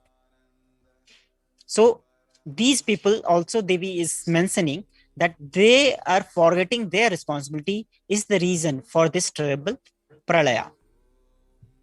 Like you and other such beings who came from Kailasa have become the reason for this great drama. So the responsibility Devi is putting on the people who came before and with Paramashiva, and not doing their responsibility, not doing their duty for this great drama to unfold. Forgetting the divine seva you need to do and leaving the work you are meant to do, you are doing some other work. So here Devi is mentioning about the mistake that everyone are doing. For 3 days, think about what I told. I will make you realize it in your dreams, waking state, and consciousness. So this is for the person who asked this question. Devi told her to contemplate on this for 3 days, and then Devi will make her realize this in her dream state, waking state, and consciousness, and all these three. I will show you the truth. Once you see it, I will give Prayashchitta, the penance, the process to come out, the completion process. I will give Prayashchitta and Parihara. Come, go and come, O virtuous one. So Prayashchitta and Parihara are these two words. Parihar means, Prayashchitta is if you did something which was not supposed to be done, you go through the process and come out of it, like you are clean of it. Parihara means how to undo it and go to the right track. So Prayashchitta and Parihara are two different words, which means Prayashchitta means if you did something wrong, you go through that process and you do completion and you are complete with it. Parihara means how to undo it. So all this Devi told that she will show in the dream state, waking state, and consciousness to the person who asked these questions. So all of you, if you think that this is answer to your question, and you feel that this is what Devi has said to you directly, please, you can also do this. You can also contemplate for 3 days, and maybe the Devi will answer you also. Or you can just directly log in and register at tinyurl.com/Kailasa care and register yourself to come to any of the Adinams of Adi Kailasa or the other 11 Adinams that are opened now for people to come, reside, and keep themselves safe during this COVID pandemic. So now we will be moving on to the next sacred secret of Hindu birth.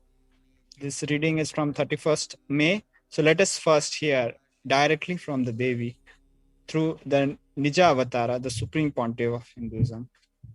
So in this video, Devi has revealed the sacred secrets of Hindu birth, why people take Hindu birth, why it is special, and how the people who took it, they took it granted, and how they are going through this pralaya, what is happening to them. So we will be going through this video where Devi Parashakti has revealed the sacred secret of Hindu birth.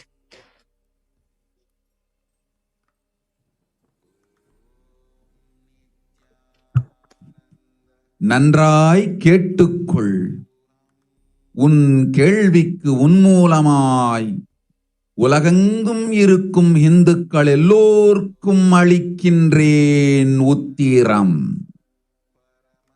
கேட்டு வாழ்ந்தால் உங்கள் வாழ்க்கை பத்திரம். நன்றாய் கேளுங்கள். பிறப்பின் ரகசியத்தை பிறப்பிலா பெருமை உடைய பரமேஸ்வரி சொல்லுகின்றேன் கேளுங்கள். அண்டஜம், யோனிஜம், ஜலஜம், பீஜம் எனும் 4 விதமான பிறவிகளில் 84,000 யோனிகளில் பிறக்கும் பிறப்புகளிலேயே பெருமை வாய்ந்ததும் உத்தமமானதும் மனித பிறவி. அந்த மனித பிறவியிலும் பலமுறை பிறந்து உழன்று அரசியல், பொருளாதாரம், சுகபோகம், தர்மம், அர்த்தம், காமம் எனும் ஆசைகள், துக்கங்கள், அச்சங்கள் அனைத்திலும் அழன்று உழன்று இனி வேண்டாம் இப்பிறவி, வேண்டுவது மோட்சமே என்று முடிவெடுத்தோர்க்கு மட்டுமே ஹிந்து மத யோனிஜம், ஹிந்து பெற்றோர்க்கு பிறந்திடும் சனாதன ஹிந்து தர்ம யோனிஜம், மனித பிறவி உத்தமம், சனாதன ஹிந்து தர்ம மனித பிறவி உத்தமோத்தமம். இந்த உத்தமோத்தம பிறவி எடுத்த எல்லோருக்கும் ஜீவன் முக்த விஞ்ஞானத்தையும் சனாதன தர்மத்தையும் காக்கின்ற கடமையும் உண்டு. அதனால் வருகின்ற நன்மையெல்லாம் அனுபவிக்கும் உரிமையும் உண்டு. இந்த கடமையை செய்வோம் என்று சத்தியம் செய்ததனால்தான் அந்த உரிமை அளிக்கப்பட்டது. பூமிக்கு வந்தபின் மனம் மயங்கி மதிமயங்கி சனாதன தர்மம் காக்க மறந்ததனால் மாயை அவர்கள் உயிரை பறிக்கின்றாள். நன்றாய் புரிந்து கொள்ளுங்கள். உயிரை கொடுத்தாலும் தர்மத்தை காப்போம் என்று உறுதி எடுத்தவர்க்கே சனாதன ஹிந்து தர்ம யோனிஜம் அளிக்கின்றேன் யான். உடல் பெற்ற பிறகு ஊழிப் பெருவலியால் ஆசை அச்சங்களை உதறவிடாது, உதறியும் விடாது சனாதன ஹிந்து தர்மம் காக்க மறந்தோரை உயிர் வாழத் தகுதியில்லாதவர் பட்டியலில் உடனடியாய் மாயை சேர்க்கின்றாள். அதனால் ராட்சசர்களும் அசுரர்களும் தானாகவே இவர்கள் உயிரை எடுக்கின்றார். நன்றாய் புரிந்து கொள்ளுங்கள். உயிரை கொடுத்தாலும் தர்மம் காப்போம் என்று நிற்பவர்க்கு நிலைத்திடும் வீரஸ்வர்க்கமும் கைலாச பதவியும், எக்காரணம் கொண்டும் தர்மம் காக்க மறந்த உத்தமோத்தம ஜனனமான சனாதன ஹிந்து ஜனனம் பெற்ற மக்களுக்கு இல்லை வேறு கதி. சனாதன ஹிந்து தர்ம மனித ஜனனம் உத்தமோத்தம மனித ஜனனம். உங்கள் உரிமை உலகில் அதிகம், உங்களுக்கு கடமையும் உலகில் பெரிது.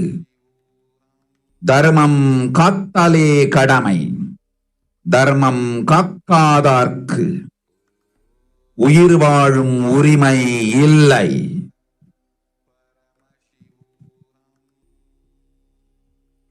நன்றாய் புரிந்து கொள்ளுங்கள்.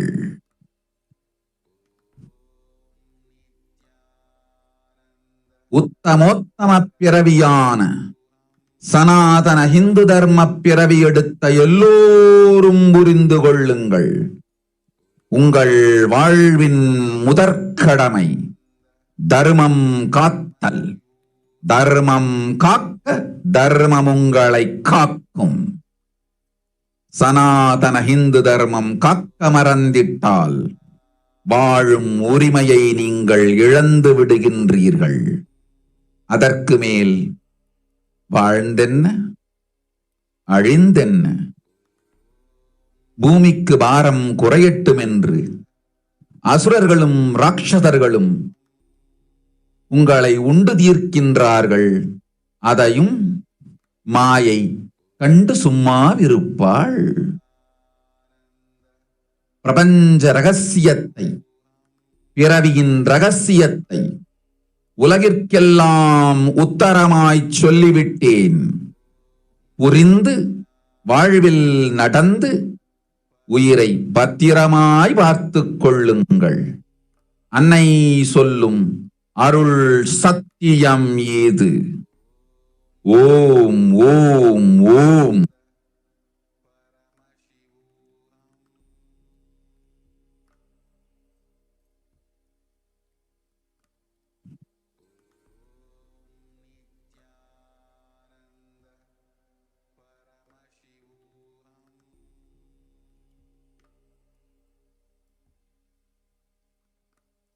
Now we'll be going through the mapping of the Tamil Akashic reading in English.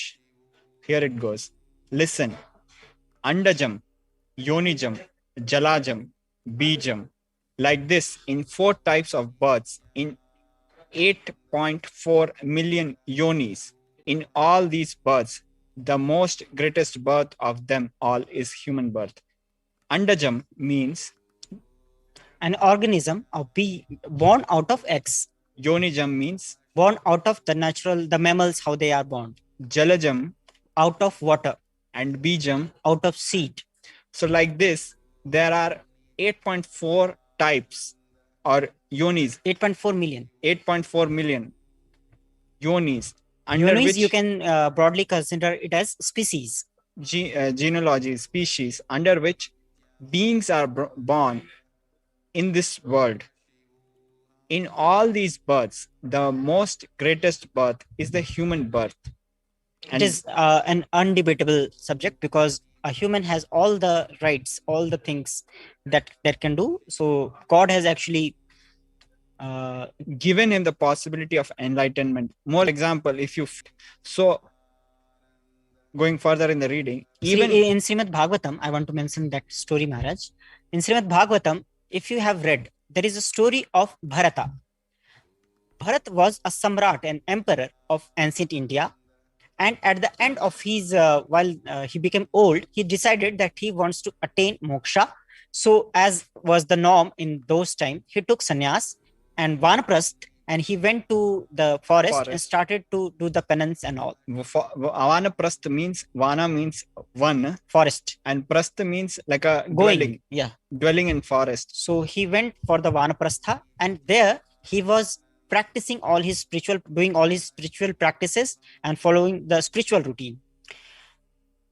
Remember, he was an emperor who left everything and went to forest to live a secluded life so that he can get liberated.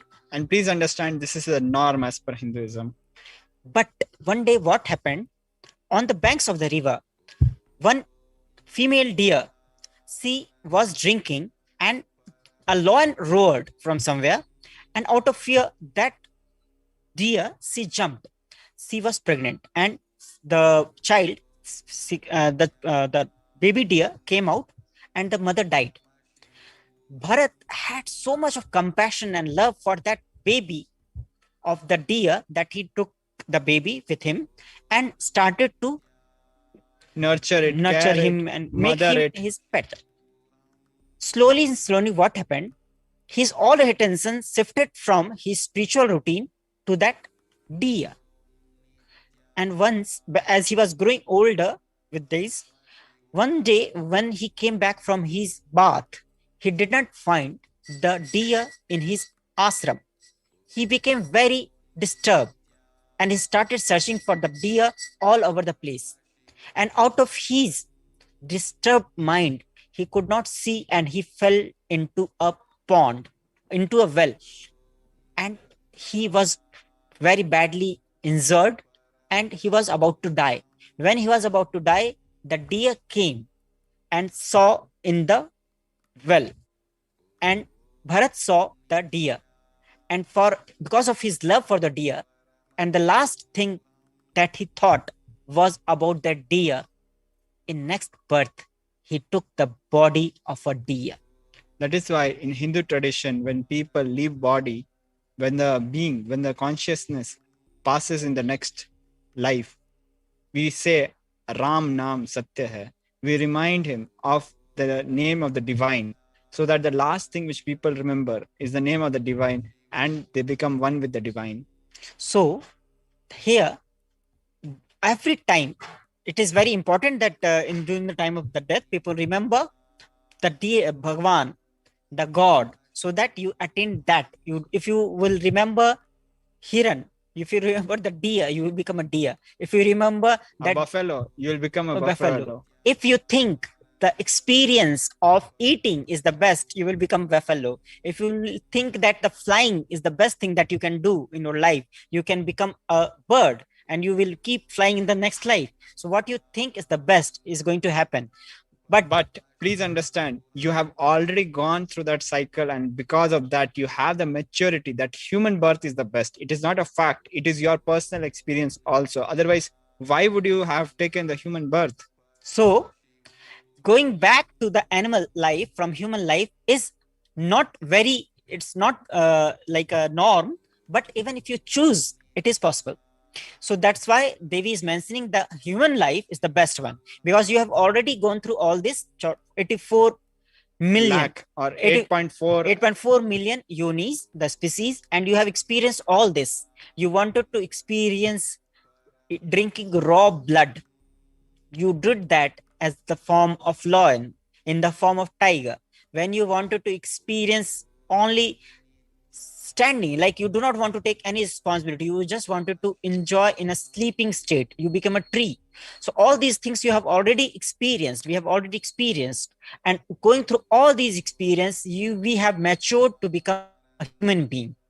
So this is why Devi is mentioning that the human birth is the best of all the 8.4 million births any being can take. So going further into this reading. Even in that human birth, being born Yes. being born and toiled many times, after getting burnt and toiled in politics, in finance, in luxuries, in dharma, artha, kama, in all the fields, even in human birth, we might have gone into the pursuit of wealth, we might have gone into the pursuit of knowledge, we might have gone in the pursuit of power, we might have gone in the pursuit of relationships, dharma, artha, kama. In everything, we might have gone. And finally, we took the birth of Hindu. Going further in the reading, and those who decided of not wanting this birth, wanting only moksha, which is liberation. It's a translation, it's a close translation of the word moksha. It is liberation. Only those will have Hindu dharma yonijam. They'll have the Hindu birth, the Sanatana Hindu dharma yonijam of being born to Hindu parents. So when the first time someone is born as a human being, what was the last body that being had? That sanskar, that instinct will be there. So for example, if you had an inclination in pursuing wealth, you might have been born in a country which is inclined towards money, capitalism, like the US. When you had the desire to experience relationships, you might have been born in large joint families such as in Italy. When you had the desire and you were in the pursuit of power, you might have been born in one of the places where there is dictatorship, or the pursuit of power is the greatest thing which people run after. But after going through all of this, finally now, especially the people who are born Hindus, you actually chose the Hindu birth because you planned this time with the maturity you accumulated after so many births. You understood now it's a time for moksha. Now is a time for liberation. That is why you took Hindu birth. And so here Devi is saying that people who have gone through all this, so within the 8.4 million yonis, you have already gone through all the experience that you wanted to have, and then you took the human birth. But after taking the human birth also, your new pursuit starts. You will start in the pursuit of luxury, of dharma, earth. Dharma means the righteous acts. The artha means the money related Pursuits of pursuit of, wealth, luxuries, and you go into the pursuit of karma. Karma means relationships. relationships. It may relate to arts as well. So karma has multiple dimensions. All your desires come as Exactly, karma. desires. So karma in Hinduism does not only mean the space of having the physical relationship. In Hinduism, karma is a broad guideline where everything related to pleasures is included. For example, if you like to dance, that is also part of karma. If you like to have beautiful scenes, you want to see beautiful scenes, that is also a desire, pleasure that you want to have for your eyes. So that also comes in the sphere, in the field of karma. So if when you go through all these things, you want to enjoy the pleasures, you want to enjoy the wealth, you want to enjoy the feeling of being righteous, once you have gone through all these and you have matured and you have felt that they are not giving you the satisfaction, the fulfillment that you wanted in your life, you go to the next step, that is the pursuit of moksha, which is liberation. And for many of us, this might have not even been an experience of multiple births. In one single birth, you might have experienced it. And finally, you decided for the Hindu lifestyle. And for the people, especially who were born to Hindu parents, you chose it consciously, and that is why you were born to Hindu parents. Human birth is Uttamam, the best. And Sanatana Hindu Dharma, Hindu birth, human birth is Uttamottam, the best of the best. So Devi is saying that as the human birth is Uttamam, is the best, being born as into Hindu parents or in a Hindu family is Uttamatam, best of the best, because you have consciously chosen for moksha, you have voted for moksha. So you are born in Hindu family, you were given the ecosystem needed for that. You have, everything was set in place so that you achieve what you wanted to achieve as moksha in this life. And please understand, when we say your pursuit becomes moksha, it does not mean you need to live like a pauper. We know how Bhagwan Krishna lived. He was a king. We know Bhagwan Ram.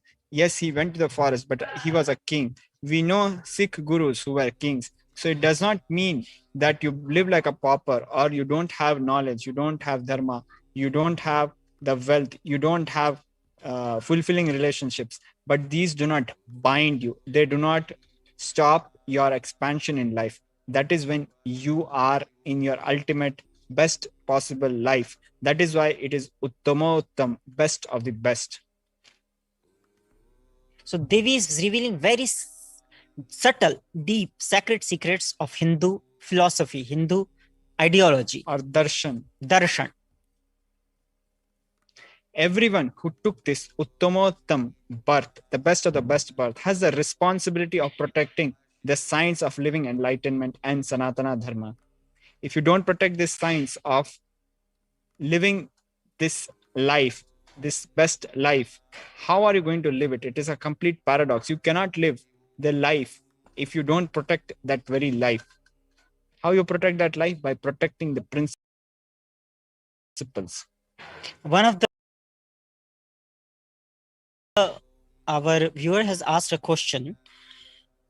It is from Christina Maschio. People that have done very awful things don't pay karma. See, the whole idea of karma is not only the idea of this reaction.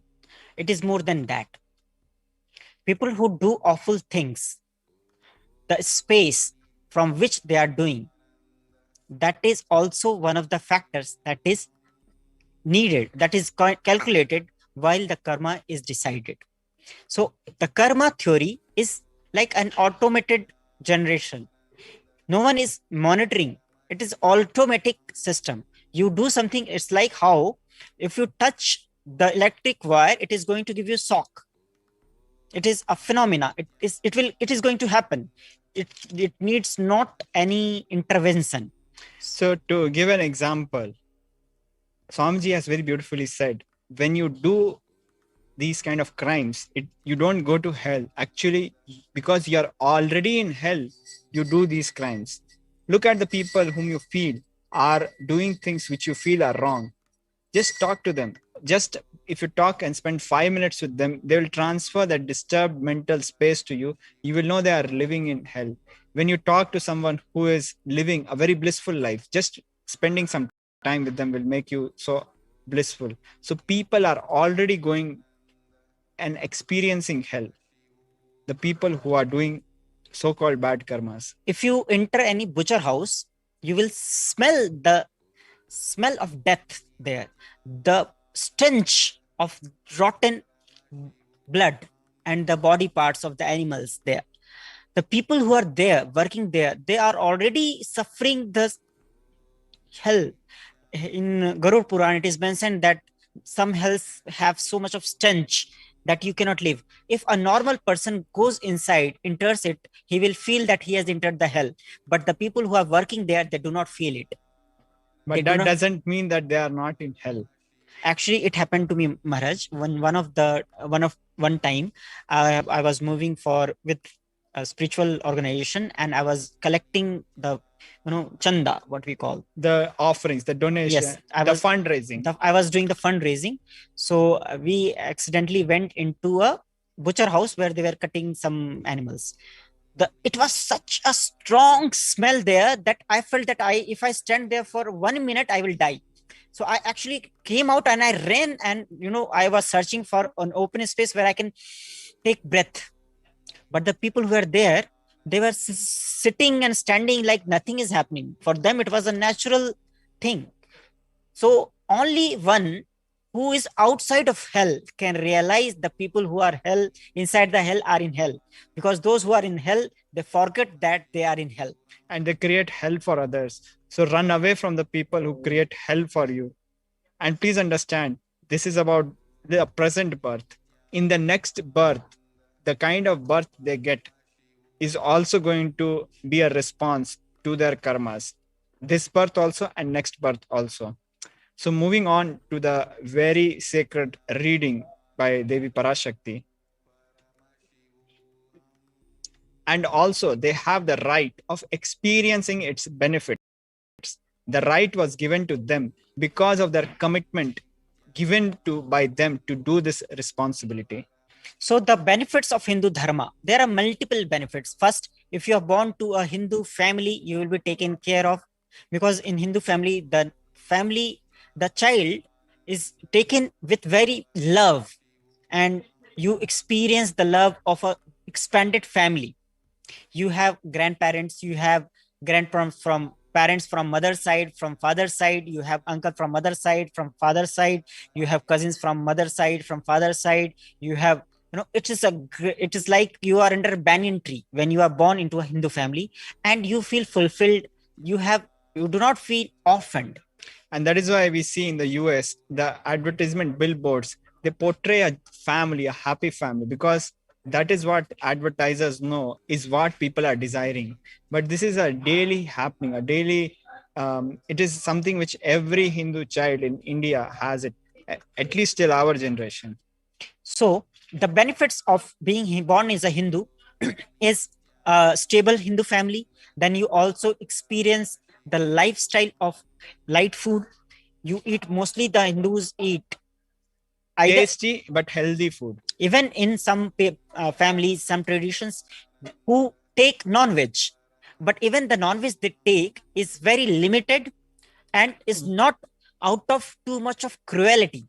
Once a week is like that kind of a lifestyle. We are not justifying any of it, but the kind of a controlled life, a kind of a sattvic, pure, blissful life, that kind of ecosystem you get when you become Hindu, when you take the responsibility of Hinduism. So you are getting all the benefits of a Hindu. You get a body which is organic. So you can see the Tamras, the success of Tamras, the Tamil Brahmins in all the IT field. Why? Because the body they have is the organic Hindu body. Organic, multi-generational. So they have an organic body which they have inherited, because the mother's womb, when the blood which is supplied to the child, that is so pure, the kind of hormones that are secreted, the kind of environment it creates, the kind of epigenes which express because of that blissful hormone, that helps in development of the brain. That is why in war-torn countries, we see the children when they are born with many of the psychological disorders and various ailments.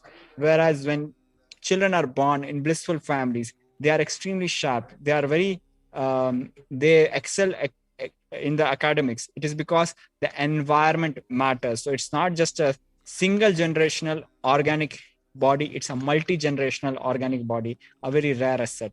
See, the whole allegations on the Brahmins, especially that they have taken up all the opportunity, is not justified, because the Brahmins, because of their multi-generational maintaining high organic body, the intelligence with which the next generation is born is always higher. See, the body, the mind, which is the brain, which is created out of the vegetarian diet, is much more intelligent and is able to process the inputs much faster in a better way than, for some people who are not in that tone. To give an example, we know like Ramanujan, who was a very, very orthodox practicing Hindu. And we know the kind of theorems he had revealed to the world. We had scientists, mathematicians from the other parts of the world who would be asking him, who would be begging him and fighting him for theories, for proofs. But he will be just revealing the answers directly without even needing to go through the steps. He will just jump directly into the answers without needing to go through the steps. That kind of a possibility, power manifestation is available to us. We had many such people, like even Shakuntala Devi. We had many such power manifestors, even in the field of medicine. Like very recently, one of the Vaidyas, we can say, the people who practice medicine, traditional, the Hindu traditional medicines, like Janani Amma, who has delivered more than 15,000 babies without a single failure, without using any modern equipment. Child mortality, without a single child mortality. Without a single child mortality, completely by traditional methods. How is it all made possible? Even in villages which are known to have extremely high, one of the highest in the world, child mortality rates, she was 100% successful because of the pure Hindu lifestyle. All these sciences are protected and preserved by a multi-generational upbringing, multi-generational training and lifestyle, both the ways. So you have, I was reading a book actually, Yana Prabhaji. There was a question, what is the biggest advantage you can have in life? Is it money? Is it talent?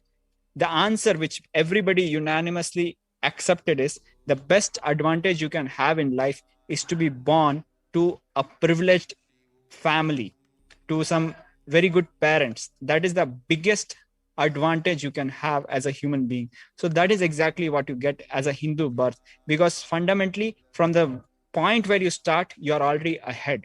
Yes. So this benefit was given to all the Hindus because of their commitment. They gave the commitment that they will protect the Hindu Dharma. So all these benefits, like for example, if you take up a job, you commit that you will be working for some hours and you will be producing this result. For that commitment, you are paid some amount, and then you are given some perks also. You get a status. All this is subject to you fulfilling the commitment that you have given. And please understand, it works in multiple ways. We have certain places around the globe, like in the Europe, especially the Eurozone. We know that the Eurozone is struggling financially because they are not able to meet their financial goals and commitments. You have had situations where some states or some departments had withdrawn funds and not have been able to balance it with the corresponding revenues. So you have a mismatch and a financial crisis which had disturbed and has been disturbing Europe for the past several years. This is exactly what is happening to Hindus. At the dharmic field, it is happening there in the financial field. Life doesn't work with hypocrisy. Only when, for example, people take responsibility of maintaining their economy properly, they get the corresponding benefits of a very evolved economies. Likewise, when Hindus take responsibility of a beautiful Hindu enlightenment ecosystem, they are eligible for being able to continue. We cannot just just like how countries cannot continue printing fake money and living on paper money and having an extraordinary large public debt, debt created in the air. Who is going to pay? Nobody knows. We cannot live like that in Hinduism. It doesn't work in life. It doesn't work anywhere. Somewhere you will have a great bust where the banks will collapse. The same bank collapse is happening at a dharmic level. So Devi is saying that those who gave this commitment that they will protect the dharma and work for establishing Kailasa and the enlightenment ecosystem, they got this birth because this is the best of the best. So this is like the housing loan thing which happened in the Western countries a few years ago. People pledged their houses and took loans and took vacations or other things which they were incited for. They didn't plan for it, but they got into this and they were not able to manage their finances properly. What happens? You promised to pay that loan. You didn't pay. What happened? The entire country went through a financial turmoil and is still kind of recovering. So what do you expect will happen when you promised to work for a Hindu life? You enjoyed the Hindu life, but you didn't take the responsibility of a Hindu life. So it is like eating the fruits of a tree and cutting its roots. Because if you are not watering it and you are just taking out everything from what it is giving, you are kind of destroying it. Because you are trying to destroy it, now the karma chakra starts. And then the Devi has to come to Bhuloka. After coming to Bhuloka, by getting mentally deluded and forgetting dharma, of protecting Sanatana dharma, Maya, she's taking away all their souls. So, yes, Maharaj, please. So that is exactly what is happening. People have got mentally diluted. When they are seeing the tree, they are not understanding this is the tree, this is the root, this is the source from where the tree is taking its nutrients, and that is how I'm getting the fruits. They are enjoying the fruit. They are thinking the fruit is nicely packed and arranged in a supermarket and it has got nothing to do with the tree. It doesn't work like that. See, if you are a kid of a toddler, you for a 3 or 4 year kid and you are going to supermarket, you are living in a big city and you have not seen village. If you go to supermarket and you see the mango on the shelf, your idea of mango will be it is found on the shelf. But if you will never be connected to the tree that gave the fruit. And you will not even know about the soil which gave the nutrients to the tree. You will not even know about the bacteria which broke down the nutrients for the plant. You don't know. You might be diluted. That is what I'm saying. You got mentally diluted and forget the dharma. You forget the responsibility of protecting Sanatana dharma, and foolishly you cut the tree. So once your idea of having mango on the shelf, suddenly when the mango is not there, you will not know that the tree which was giving the mango has been cut. Because you foolishly made the shelf for the mango fruit from that tree. We did all lots of stupid things, thinking, and with all lots of stupid justification to destroy Hinduism because of all the propagandas and the hate speech and the media propaganda by all the anti-Hindu forces. So many of us bought it and allowed Hinduism to perish. We didn't stand up for Hinduism. We didn't stand up for our guru. And the Sanatana Hindu Dharma. Maharaj, for past centuries, there have been people trying that they want to reform Hinduism. What do they mean by reform Hinduism? It is just a cover-up for destroying Hinduism.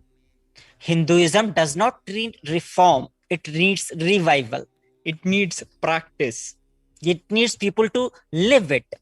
It does not need to change. What makes Hinduism perfect is practice. Practice makes Hinduism perfect, not changing the rule. If you want to be perfect in yoga, you don't change the time of waking up. Changing the time of waking up does not solve your problem of not waking up for yoga.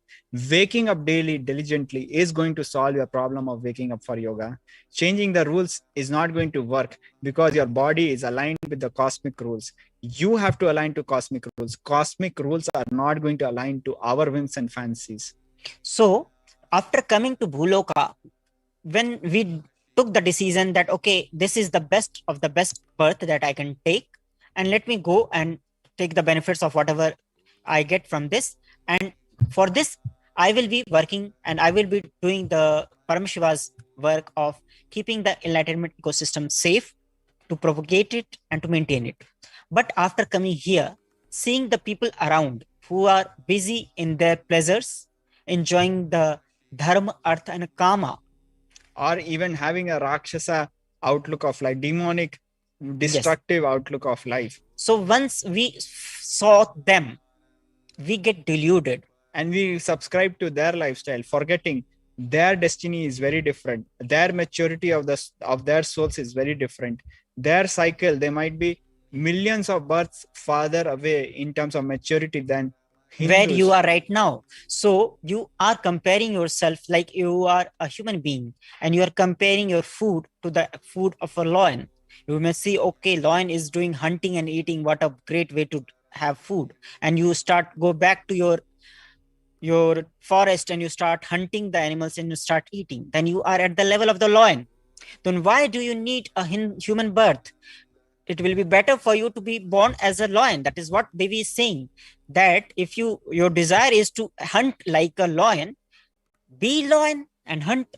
And unfortunately, all the lions are either in zoo or dead. So if you have taken the human birth, in that you have taken Hindu birth, your purpose of life is not what the purpose of life for other people. Your purpose of life is to have attained moksha. So if you delude yourself with the lifestyle, wrong examples. Yes, the wrong examples, if you start following them, because for your deluded understanding, they are enjoying more than what you are doing, then you are going in the wrong direction. You are going to be the loser. And that's why the Maya, is going to take away the soul. Why? Not to punish, but to give you another chance. Because we only remember when we leave the body. And when we go back again to the space where there is no body, we realize that what mistake we have done. And then we commit again and then pray again. Okay, give me one more birth. I will go, and this time I will not forget anything. I will do what I am promising. And all these pledges we make. And then you get a birth and then you again restart. It is almost like how we deal with our daily routine. When we have to wake up, we say, let me sleep. But when we miss it, we regret it. Oh, I should have been on time. So we do this cycle multiple times, and finally our head breaks and we come to completion and we understand, no, this is not going to work. Only with sincerity and consistency, I'm going to be able to take care of my body and my routine, my spiritual practice, my beautiful Hindu life. So for example, if we take example of football, people are playing, you are a player in the football, but you are not paying attention. You are not performing what you were supposed to do. Then what the captain does, captain changes you and brings you back to the gallery. This is what Maya does. If you have gone to play some role, if you forget it, you will be brought back to the gallery where the captain will tell you your role again. Then again, you will be sent back into the game. So you can think in this way also, that once you have taken the Hindu birth, you have certain role to play. If you're not playing that role, you will be called back and told that this was what you were expected to do. And please understand, just because you are playing the game, it does not mean you are definitely going to score a goal. You might be successful, you might not be successful, but you will be playing the game, which is very important. So being in the game and knowing your role and playing that role is what Maya or Devi expects from you. Because everything else she is taking care.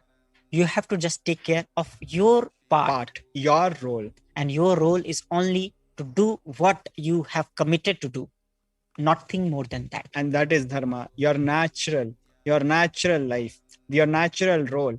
Just like an electron is around a proton, around a nucleus, like an electron cloud, like a present around the proton. That is the dharma of the electron. Likewise, your dharma, you have a specific dharma, a duty, a natural responsibility, very much just what the natural laws of life say. Nothing extra, nothing artificial. Exactly as per nature. What you like. As a Hindu, you might have passion for cooking. You might have a future possibility in Anadan, for example. You might have passion for arts. You can, as a Hindu, by practicing arts, get liberated. Yes. You might like, some kind of sport like archery. Even by practice of archery, you can get liberated. So you don't need to compromise on what is innate to you, what you like and what you enjoy. But you cannot compromise on the ultimate goal, which is liberation. So for example, if you know about the Kailasa temple, which is built of a monolithic stone, the people who built it, they cannot be normal people. So we are talking about Kailasa at the Ellora caves. It's a huge single monolithic. Monolithic means which a single mountain, a single huge mountain was carved from top to bottom. Millions of tons of stone was removed in a matter of less than 30 years. And we had the beautiful Kailasa Ellora temple. You can go and search about it. So these Thapatis who did that, or the temple makers, they were the enlightened beings who were working on the temples. Even people who cooked, they got enlightened. In Hinduism, whatever you do, if you do with your full involvement, your whole life, you get enlightened, because that's what is the life about. Even by running, you can get enlightened. That is precisely what we have been mentioning, that top athletes, when they are at the verge of their game, when they are at the peak of their possibility, they experience the state of Turiya, where they merge with the sport. They experience deep oneness with the sport. But that's a short-lived experience. When you get completely liberated, when you become enlightened, this experience is forever. That is only by the grace of the Guru. And this why I want to again speak about cease taking away all their souls. It is not out of vengeance. It is not out of anger. It is out of compassion, to remind you that this is not why you have born. Your purpose of life is different and you are losing that purpose. So to bring us back to that, the souls are taken away. It's not out of anger or revenge. It's only as a teaching to remind us the purpose of life is not what we are pursuing, is something different. And unfortunately, the only way we understand is either through hard hit or coming back again. So either we understand by the compassionate words of the Guru, or through the ferociousness of Kalabhairava, or we'll have to experience what Maya is doing with us right now. So those who were born as Hindus, when they forgot their purpose of life and they stopped protecting the dharma, Maya now is taking their life away. This is what Devi was saying, and then we will be talking in the next, going further. Understand carefully. I am giving the Sanatana Hindu Dharma Yonism, the birth of Sanatana Hindu Dharma, only for those who give commitment of protecting Sanatana Dharma, even by giving their life. That is exactly how, in an analogous way, when you are playing the game, it is not necessary you might win the game. Whether you win or you lose, when you are at the game, you know what it means to be at the game. You did your part, and that is what matters the most. And you get liberated even for playing your part.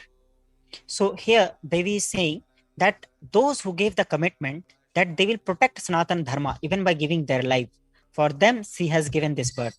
This means that, for example, in Mahabharata, different gods took different births, and Abhimanyu was avatar of moon. So moon decided that I do not want to spend a long time on planet Earth, but as everyone is going there to play the cosmic drama, I will also go there, but I will come back very soon. Like I will go there for only 16 years. So he came to play. He was born. Then in the war of the Mahabharata, he was only 16 and he laid his life. So that with that commitment, he was born, that I may live short period of time, but I will work and I will fight for dharma to establish dharma. So the people who took this kind of commitment, gave this kind of commitment, that even if I have to lay my life, I will live and die for dharma. Those beings, they got the Sanatana Hindu Dharma birth. For example, there are thousands of people who died in the line of their duty to protect the Sanatana Hindu Dharma. They, in our eyes, they may have died while protecting Dharma, and we may even question that why they are dying if they are protecting Dharma. But they are actually becoming immortal. Their commitment was that they are ready to even die to protect the Dharma. So let us share a vivid example of it.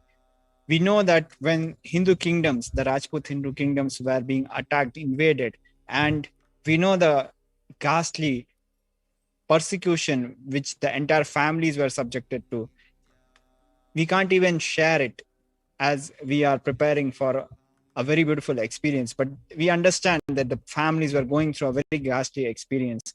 At the time of crisis, when 100 times bigger armies would be invading and everything failed, the kings, the warriors, would tie a saffron cloth on their head, the Kesari Bana, and they would march for the war. And when they tied the Kesari Bana, it was literally like they took Apat Sannyas. They took the sannyas of crisis. Means what? They got untied to their families. And I'll mention exactly what preceded them to take sannyas. Actually, their wives, their families, they did the johar. They burned the fires where the children were put first in the fire, and then the mothers jumped into the fire. Just imagine how painful it must have been to put your children into the fire. Just think, why would mothers do that? It was not for some blind ritual or anything. They know when their children would be captured by the enemies, they would be made slaves. They would be abused sexually as children. That was most painful to watch, for their children to have such a horrible life. We know that when the Hindu kingdoms, their children were captured and they were made to walk from Hindu regions all the way across the Hindu Kush mountains. They would die. 90% of them would die in the Hindu Kush mountains. That is why it was called Hindu Kush, which meant the killer of Hindus, the killer of people who refused to convert, who refused to abandon the Hindu lifestyle. And later on, they would be sold as, whoever survived would be sold as slaves.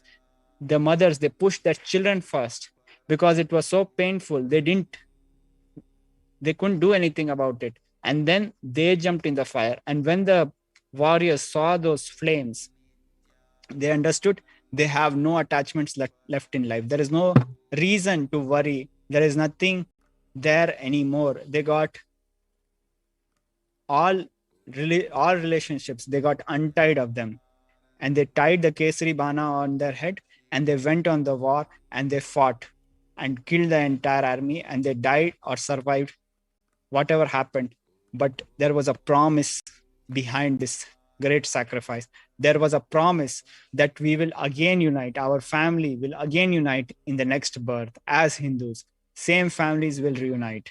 If these experiences, the narration, if it fills you with some vivid experience, some tears in your eyes, maybe you are one of them who had made these promises in your past births, and that is why you are back in your Hindu birth or following the avatar, the supreme pontiff of Hinduism. Please understand that is what it means to give your commitment to protect Hindu Dharma. That is living life like kings and queens, and living life like kings and queens, and being born, reborn. If you are not liberated, if there is some scores, some accounts to settle, maybe just a hug of your loved ones, maybe for that alone you took another birth. But that is what it means to live like a liberated, powerful life. Here, Maharaj was mentioning about the Sati Pratha and the Saka. The Sati was done by the female bodies and the children, and the Saka was done by the male counterparts. So it was actually in Chittorgarh itself. There is one fort in Rajasthan where 3 times this happened, when thousands of women will lit the fire and they will jump and they will sacrifice their lives. Many times the so-called intellectuals, the modern intellectuals, they question that why they did die, why they did not surrender. But they forgot that women who committed, who put themselves into fire, were not like them. For them, their chastity was the most important, not life. because for them, they knew that even if they drop this body, they will get the next body whenever they want. Because they know they have mastered the science of birth and rebirth. So for them, the attachment with this body is not there. Their attachment to the higher principles of life is there. Because of their attachment with the higher principles of life, they do not find dropping this body as difficult as the people who are so-called intellectuals who do not know anything about the life feel. So even when they had to go through the most painful death, dying by fire, they have chosen that. They have not chosen Poison. why? They didn't choose poison. Why? Because the people who were invaders, they were known to rape even the dead bodies. It is a very strong statement, but it is the truth. Even the dead bodies were raped. To prevent the mutilation of their dead bodies And even of their children. and the children, these women took the bold decision to burn themselves so that even their dead body is not touched. This is the level of commitment which makes a Hindu. This is what Devi is saying, that Hindu birth is given to only those who choose to give their life even for protecting dharma. And that's why with glory we sing their songs. For Hindus, practicing Hindus, the women who sacrificed their lives for protecting their glory, their sacrificing their life to protect themselves are far more, is very respectable. And please understand, these women were not like someone you would expect. They were actually warriors. These women, just exactly what Ganaprabhaji was mentioning in Chittorgarh, the king was kidnapped and then the administration was taken over by the queen, who ployed and made sure that her look-alike brother, who looked like the queen, she dressed her up as herself, like a female, and sent her own brother in a palki in disguise to fool the invaders who had came to rape her and abduct her. And in that ploy, she was able to take the help of her brother and rescue the prince. That kind of woman who would wage war, the kind of woman who would lead armies into the war, those kind of women, please understand, they are not women who were suppressed. They were leaders. They were warriors. And they took this decision. This decision was never taken by the male bodies, that what the woman will do, the woman used to decide. So all this decision was taken by the women folk, that how they will protect themselves or how they are going to choose their life or death. This was all solely based on their own decision. No one was able to force them. Some Hindu women warriors would carry their children on their back and go on war. We know of Rani Lakshmi Bai, and she would fight with an army which is hundreds of times bigger of them, which an army, an empire which is ruling literally 1/3 of humanity, a small Hindu kingdom would fight such a war. And at the age of only 23, she was only 23. And actually, when she died, she was hurt and she was actually fatally wounded. She was near a hermit, a group of hermits, and she requested them that they burn her body before any enemy comes. So she was the hermits, they tore down their hut and made the fire, and they burnt her there itself, so that no Actually, one she touches walked them. into the fire, Walked into the fire, and left her body royally like a queen. So this was the commitment to keep the dharma alive, not fearing, not having greed of the body. So this is what Devi means by this, that the commitment to protect Sanatan Dharma, even by giving their life. This is what Devi is meaning here, that even if you have to give your life, do not give a second thought, because dharma and life, if you have to choose between the two, choose always the dharma. So those who gave this commitment, they were given this birth of the Hindu dharma.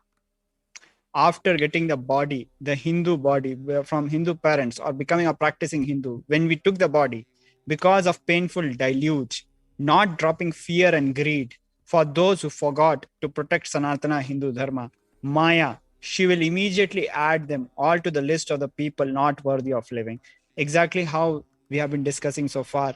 When we have a don't care attitude towards Dharma, protecting our responsibilities, when we have a don't care attitude, Maya also has a don't care attitude. We are not added to the list of must die, but we are also not in the list of must protect. We are in the list of don't care. So you are not worthy of living. Whether you die or live, nobody cares.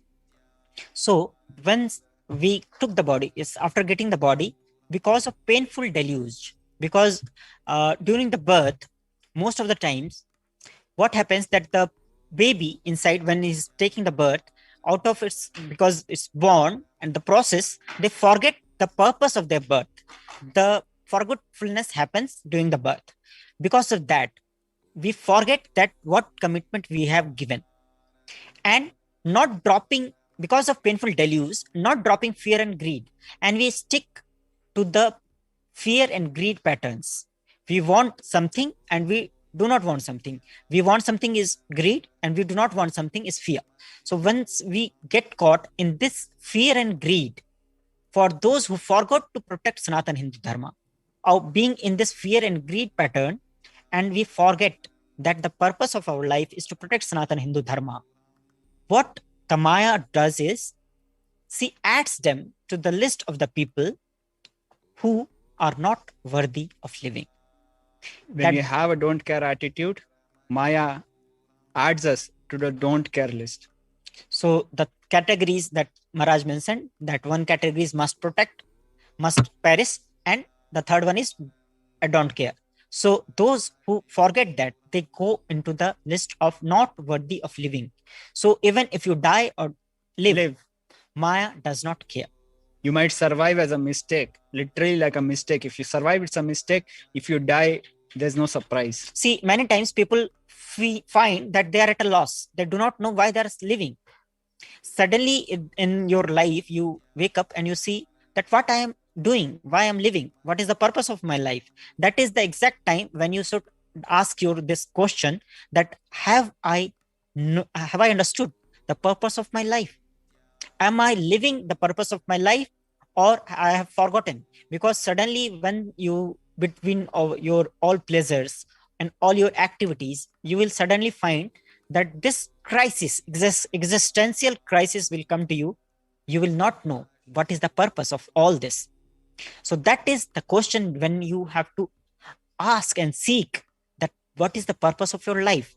And that, if you are a Hindu, you will know that it is to protect the Dharma. And the protection of Dharma is not only by war, fighting a war. It is by living as a practicing Hindu, which is itself, for now itself, it is like a war. In today's time, when there is so much of anti-Hinduism, so being that, living that life is Dharma. Therefore, Rakshasas and Asuras, the demons and the devils, are automatically taking away their lives. So when we are in the don't care list, where we are not taken care of, the demons, the devils, we are vulnerable to them and they are taking our lives. Understand properly, for those who stand that even by giving their life, they will protect Dharma, will permanently have Veera Swarga and Kailasa Padvi. Veera Swarga, Veera means Valor, people of Valor, and Swarga is like roughly we can equate it to a heaven. And Kailasa, the abode of Lord Shiva, and Padvi is the stature or the entitlement to be in Kailasa. So when we protect Dharma, either we get the heaven preserved for the people of Valor, or we get the abode of Paramashiva, which is for the people who are entitled for liberation. So in this Veera Swarga, it's right time to mention Sri Krishna, when he was telling Arjuna to Dharma Utthashta Kaunteya Dharma Yuddhaya Krit Nishchaya, Bhagavan Sri Krishna told Arjuna, Hatva va prapsyasi swargam, jitav va bhogyase mahim, tasmat utthashta kaunteya yuddhaya krit nishchaya. If you die in the war, you will attain this Veera Swarga. And if you win, you will enjoy the planet Earth. So, hey Arjun, oh Arjun, get up and get ready to have the war, to fight the war. So Both this is way, what, you don't lose. yes. So the promise that Bhagavan Sri Krishna gave to Arjuna is that if you are fighting a righteous war, a dharma yuddha, you are, even if you die or you win, you are not going to be a loser. If you die, you will enjoy in Swarga, Veer Swarga. If you live, you will enjoy on this planet Earth. So in both ways, only enjoyment is there for you. You are not going to suffer. So hey Arjun, stand up and fight. So this is what Devi is saying, that there will be many people who will die protecting the dharma, but they are not losers. Because many times people get disheartened that this person was also fighting for dharma. Why did he die? Because we might not know the cosmic diktat, we might not know the karmic equations. Maybe it was the right time, where he has burnt all his good karma and enjoyed, he has burnt all his bad karma and enjoyed all the good karma, where he is in the perfect right time for liberation. We don't know whose destiny is what, and in what time they decide that it's time to, that they have fulfilled their purpose and it's time for leaving the planet. For example, I was mentioning about the Abhimanyu story. So we see that Abhimanyu died after maybe like 12th or 13th day of the war of Mahabharata, and he was killed by a group of kings of that time. Literally, the entire army was used to kill one person. He was lynched, you can say, mob lynched by the big Maharathis, the great warriors. He was killed by many warriors and he died. Actually, it was his decision that he will live only for 16 years, and after showing valor and much of his glory, he will come back to his original loka, that is the Swarn Loka. So that was his commitment and he fulfilled that and he went back.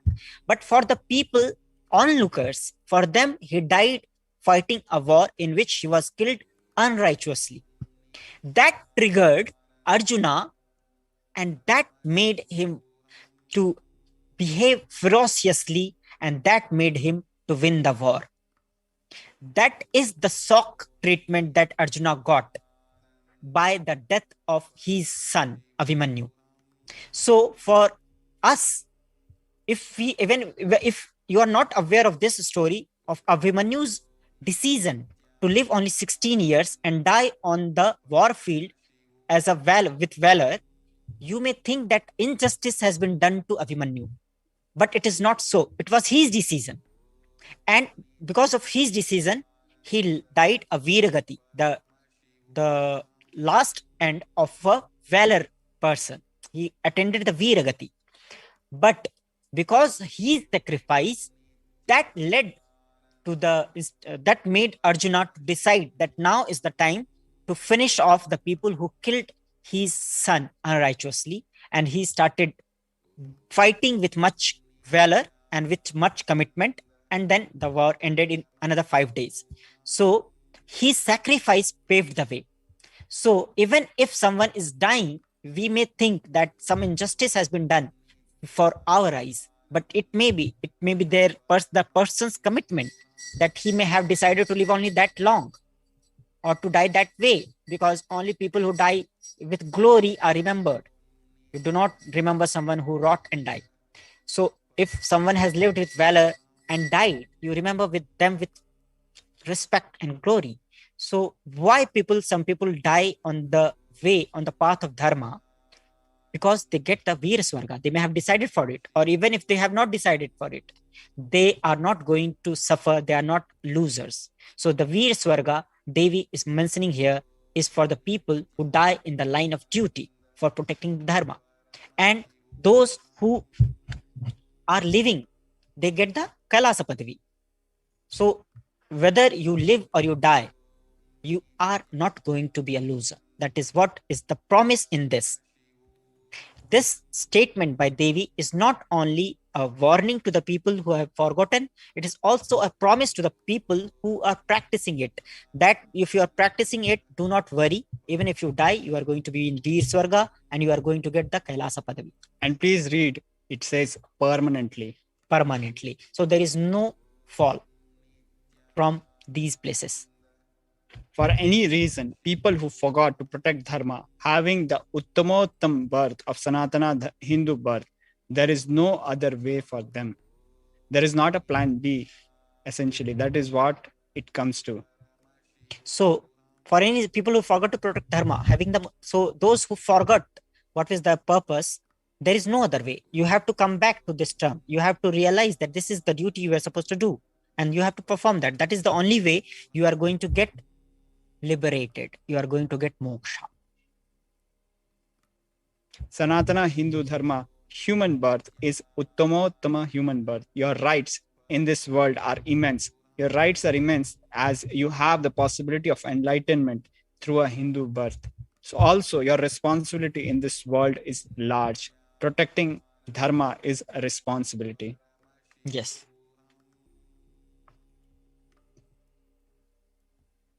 So here Devi is saying that your rights in this world are immense. This means that as the manifestation of Paramashiva, your rights are immense. Your right means whatever you want to do, you are free to do. You are free to achieve anything, everything that you want to do, because you are given everything that Paramashiva has. He has given you the third eye. He has given you the Kundalini Shakti. He has given you the intelligence to understand, to listen this, what is being said, to listen to Swamiji's satsang. So everything you have got. Your rights are immense, but also your responsibility in this verse is large. So once you have the rights, you have the responsibility. If you have the right to have a third eye, you have the responsibility to tell the people about the third eye, to enrich them about the powers of the third eye. So if there is a right, there is a responsibility. And protecting Hindu Dharma, the Sanatana Dharma, is responsibility. Those who do not protect dharma, they do not have the right to live. Understand properly. All those who took the Uttamottam birth, which is Sanatana Hindu Dharma birth, all of you understand. The first responsibility of your life is protecting dharma. If you protect dharma, dharma will protect you. If you forgot to protect Sanatana Hindu Dharma, you lose the right of living. So please understand, in cosmic law, there is no government as we think in the modern day world who is going to give us rights, even if we are not fulfilling the responsibility. In cosmos, there is no hypocrisy. We cannot claim entitlement for any law without taking the responsibility of protecting it. And there is the good news about it. By protecting the responsibility, by taking the responsibility of dharma, we can create Kailasa anywhere we are, because it works as per the cosmic laws, not as per the nation's laws. So in this last statement, Devi is saying that if you forget to protect Sanatana Dharma, you lose the right of living. So it does not mean that you will die immediately. It just means that you do not have the right to live. You are added to the not care list, don't care list. So the Rakshasas, demons, anytime they can kill you and finish you off. After that, what bothers whether you live or get destroyed? Asuras and Rakshasas will eat you, so that the burden on earth is reduced. Seeing that Maya, she will keep quiet. So the Maya, after that, what bothers whether you live or get destroyed? So no one will bother if you forget to protect the dharma, whether you are living or you are getting destroyed. Asuras and Rakshasas will eat you, so that the burden on earth is reduced. So here, Asuras and Rakshasas, here they are being sent for reducing the burden on the earth. So you are basically a burden who has taken a human birth but not aligned, fulfilling the duty. And so you are a burden, and Rakshasas have come to unburden the planet of people who are irresponsible. And so when Devi will see that this is happening, she will keep quiet, because you have chosen it. You have decided to remain silent. You have decided not to play the role you were meant to play.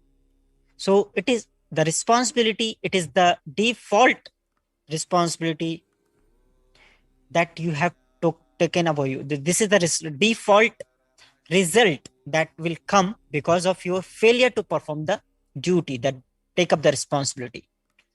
Some seemingly irresponsible people might live. Some seemingly responsible people might die. Why? Because you're added to the don't care list. In the don't care list, whether you live or die, nobody cares. It is up to the Rakshasas whether they kill you or not. And Rakshasas also don't mind killing you. So after this, seeing that Maya, she will keep quiet. So this is all about this, what Devi has revealed. And then we will be going further after this short break. Let us have a short break, and after this, we will go further. Thank you so much for joining. Nithyananda.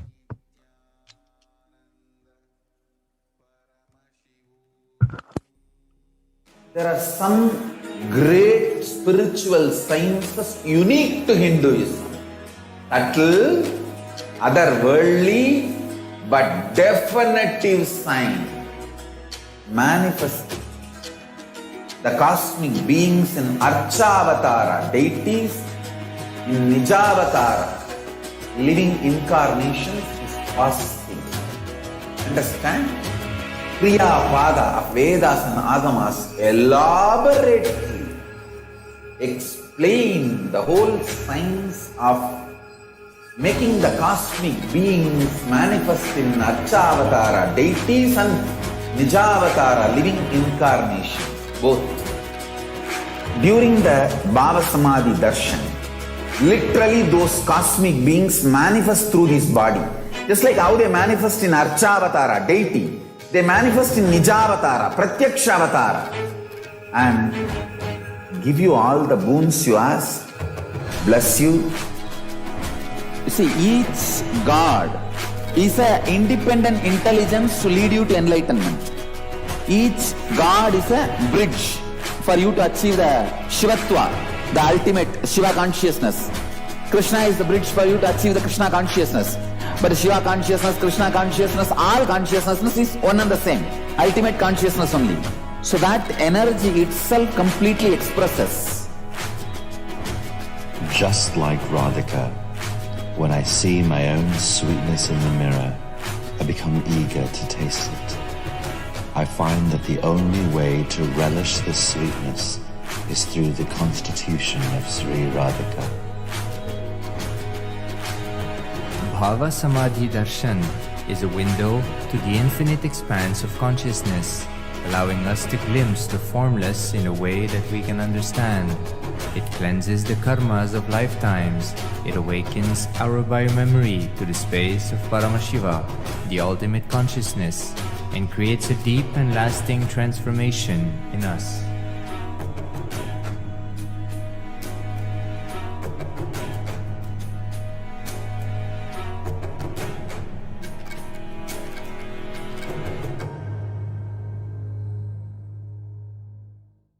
There are some great spiritual sciences unique to Hinduism. Subtle, otherworldly, but definitive sign. Manifesting the cosmic beings in Archavatara, deities in Nijavatara, living incarnations is possible. Understand? Kriya Pada of Vedas and Agamas elaborately explain the whole science of making the cosmic beings manifest in Archavatara, deities and Nijavatara, living incarnations, both. During the Bhava Samadhi Darshan, literally those cosmic beings manifest through this body. Just like how they manifest in Archavatara, deity, they manifest in Nijavatara, Pratyakshavatara, and give you all the boons you ask, bless you. You see, each God is an independent intelligence to lead you to enlightenment.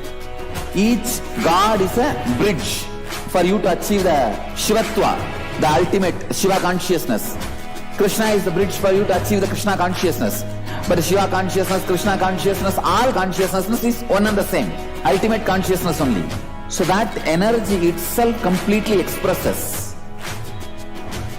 Just like Radhika, When I see my own sweetness in the mirror, I become eager to taste it. I find that the only way to relish this sweetness is through the constitution of Sri Radhika.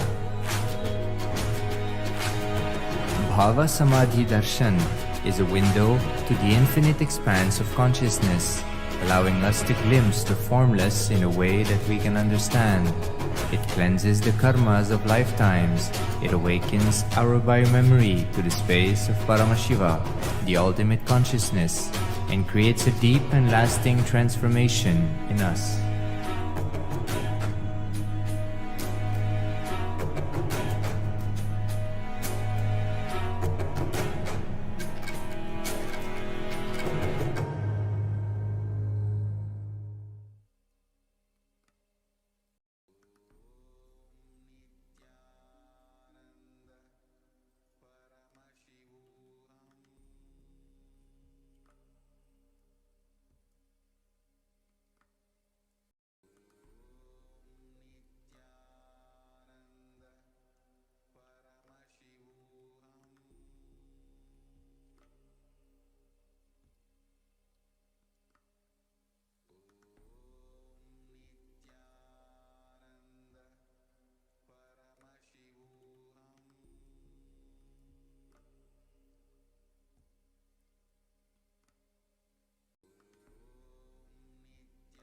Nityananda, after this revelations from Devi Parashakti Akashic reading and going through the whole program, now it is the time to manifest the powers of the third eye.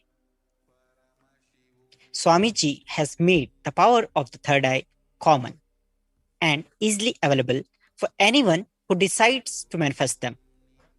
These powers are born out of just initiation. A mere look of the Paramashiva, the Guru, Swamiji, the Supreme Pontiff of Hinduism, is enough to make you manifest the powers of the third eye, which includes mind reading, teleportation, and other powers. Body scanning. There are 463 powers that a person can manifest, that Paramashiva has revealed in the Agamas. So, you will be manifesting some of the powers in the next segment of the power manifestation session, Kailasa Courtyard power manifestation session.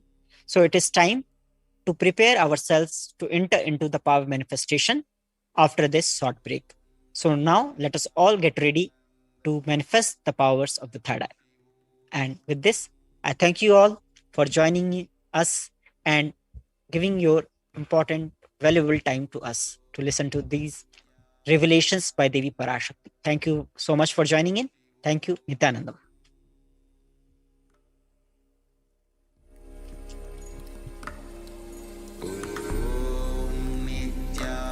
Nithyananda Paramashivoham.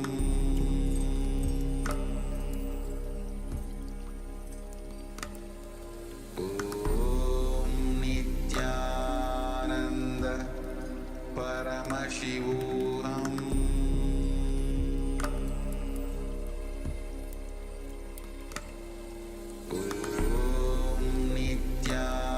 Nithyananda Paramashivoham.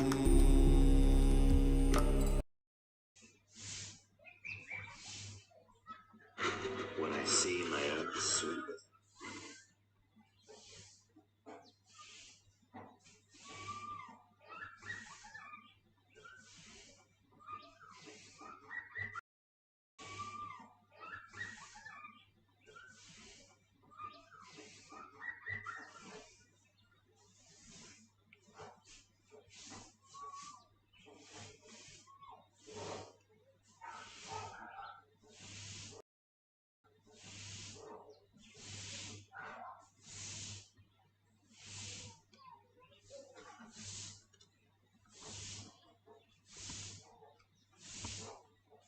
Let's start with the Sadguru Vandanam.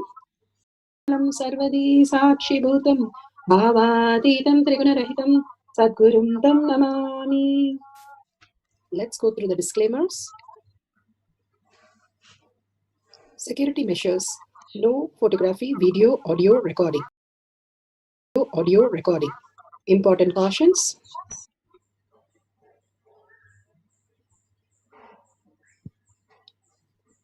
Please be aware of the important cautions.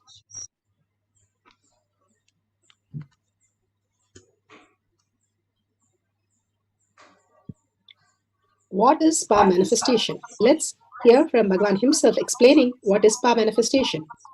All the 25 states of consciousness, when they happen in you, due to your chemicals and hormones ups and downs, it is powerlessness.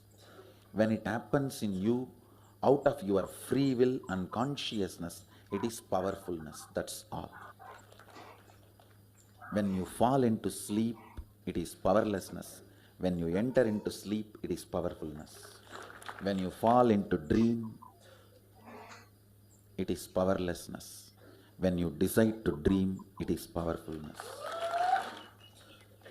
So I have added the ultimate powerfulness, Turyatita, in your whole being and doing. Manifest all the powers. Understand, power manifestation is nothing but cognitive shift. It is not work. It is cognitive shift. Understand? It is just cognitive shift. It's not work. Work is a 4-letter word. Power manifestation is cognitive shift. Playing with life. Playing with being alive. Static matter, dynamic activity, strategic existence, all these three has no boundary. You are one with it. You are alive in everything. Everything listens to you. Everything decides as you want. Power manifestation is cognitive shift, raising your frequency, not work. Now let's understand who. Science of our manifestation. Science of our manifestation is authentic, time-tested, scientific, and foolproof. It is a science because everybody can manifest it, and it is repeatable for everyone. The evidences supporting the science of our manifestation, the Shastra Pramana, Shastras, the scriptures, Pramana, the evidences from the scriptures, the eternal, unchangeable truth revealed in the source scriptures, the Vedas and the Agamas. Apta Pramanas are the experience of the Rishis, Munis, Ganas, Nayamas, Alvar, Siddhas. All of them have manifested all the powers of Paramashiva, which is authentic, time-tested, scientific and foolproof. Atma Pramana, account of His Divine Holiness, Bhagavan Nithyananda Paramashivam, this millennium's avatar's personal experience of power manifestation, Bhagavan's very own Leelas, mapping to the Aptas and the Shastras, as per the Shastras, Bhagavan's very own Leelas. Shakshi Pramana, experience of the millions of disciple devotees follower all around the world, manifesting the powers of Paramashiva, initiated by Bhagavan into the science. The Pratyaksha Pramana, the scientific evidences of measuring being in the enlightened state. Again and again, Bhagavan beautifully gives us the higher cognition, how we can live as thoughtless and in such a peace and Paramashanta Swarupa space, manifesting all our reality and commanding over the reality.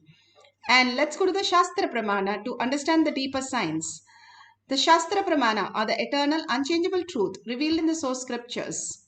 Here beautifully given the scriptural reference for the power of manifesting, power of will, changing the color of your hair or skin or eyes. And this is in the Shiva Sutra, Sutra 1.13. Icha Shaktir Uma Kumari. Bhagavad Paramashiva says his will is the energy of Shiva and it is called Uma, an independent power of Paramashiva, and it is called Kumari, the cosmic energy that plays. Beautifully, Bhagavan explains how we can manifest our reality. The more we are aligned to the higher consciousness, the more we manifest our reality. If the food can become blood in our system, such complicated system, which even science has not been able to reinvent that in the outer world, why can't the food from the shop come to our home? That is where the Siddhas were able to crack that. If that is possible, it is also possible in the outer world. They understood the science, how we function, the microcosm, and mapped it to the macrocosm, manifesting all these powers. All the Siddhas, Agastya, all of them manifested all the powers of Paramashiva in such a ease. They even told the Vedas to the bull, and the bull was able to recite it. All that was not just a miracle, but a possibility that exists. How an animal could repeat something that humans were able to say. The impossibility in us, which is what we are stuck with. We have predefined area that we think we can only be possible in that area. But something beyond has been possible for all of the rishis, munis, nayamas. Each story gives us that impossibility that they went through, and then suddenly they saw the whole science taking a different turn. Pattinathar was a big, very, very rich man. He did not have even one issue.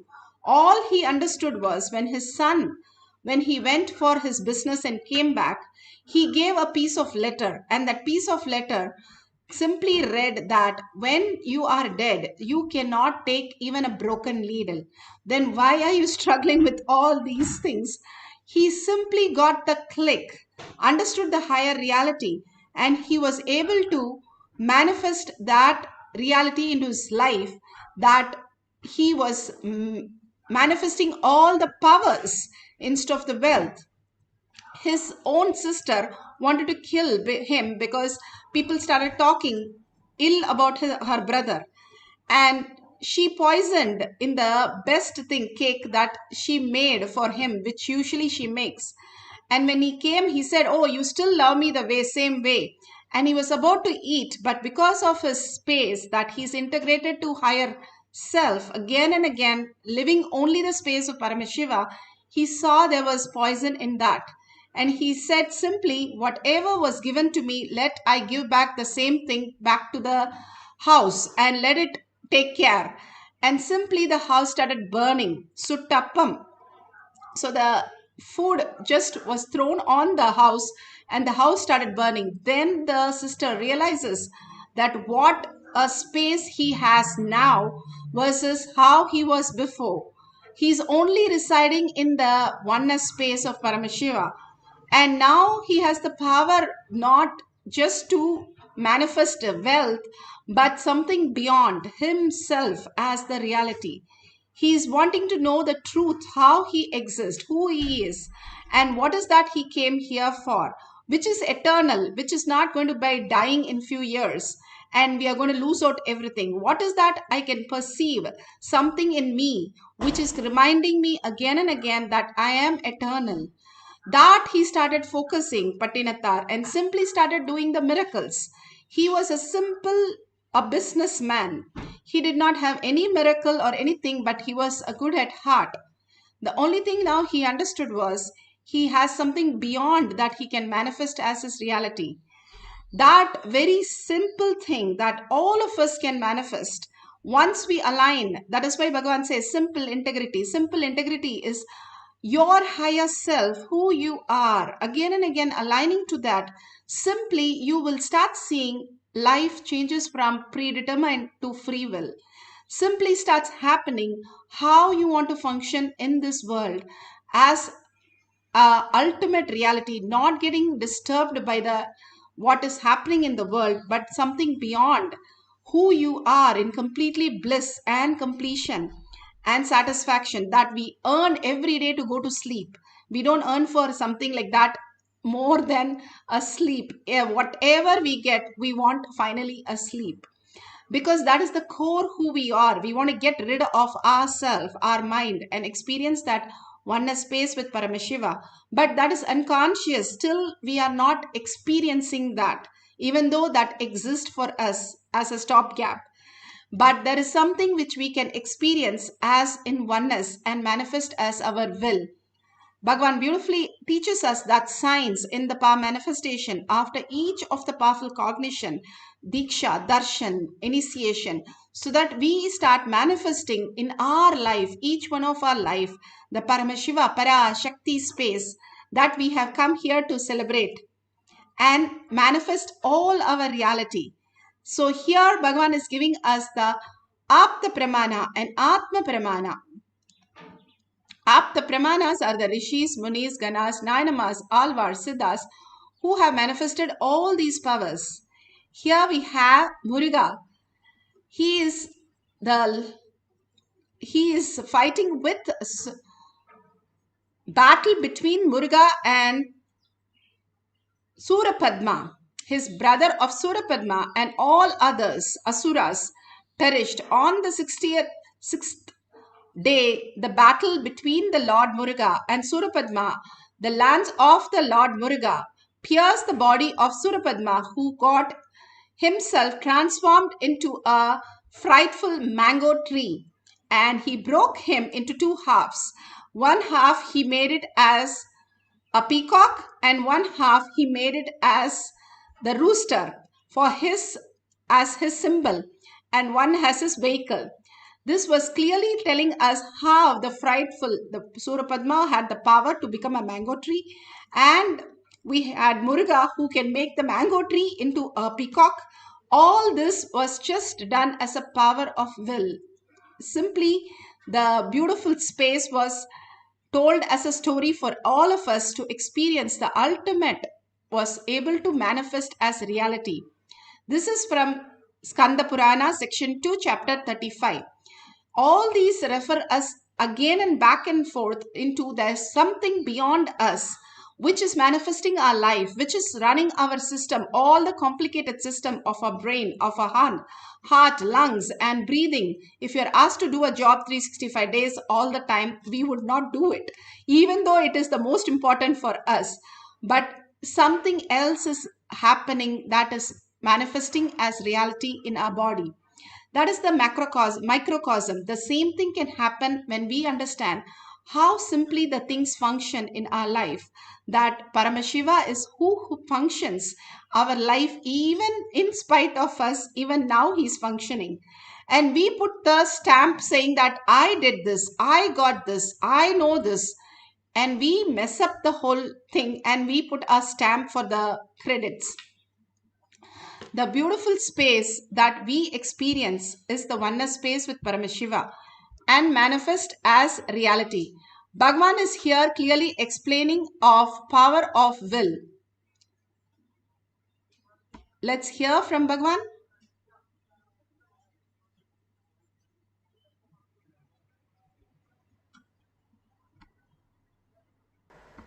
Your love to integrate you and make your declaration reality. You are a bhakta, devotee, path of devotion you are traveling. If you use your fear, integrate you and make your declarations into reality, you are using the path of renunciation.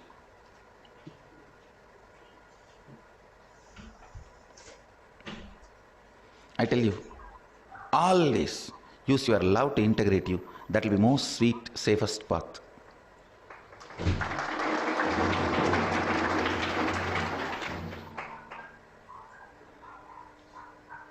Declarations are sweet, declarations are tasty, declarations are powerful when love becomes base material.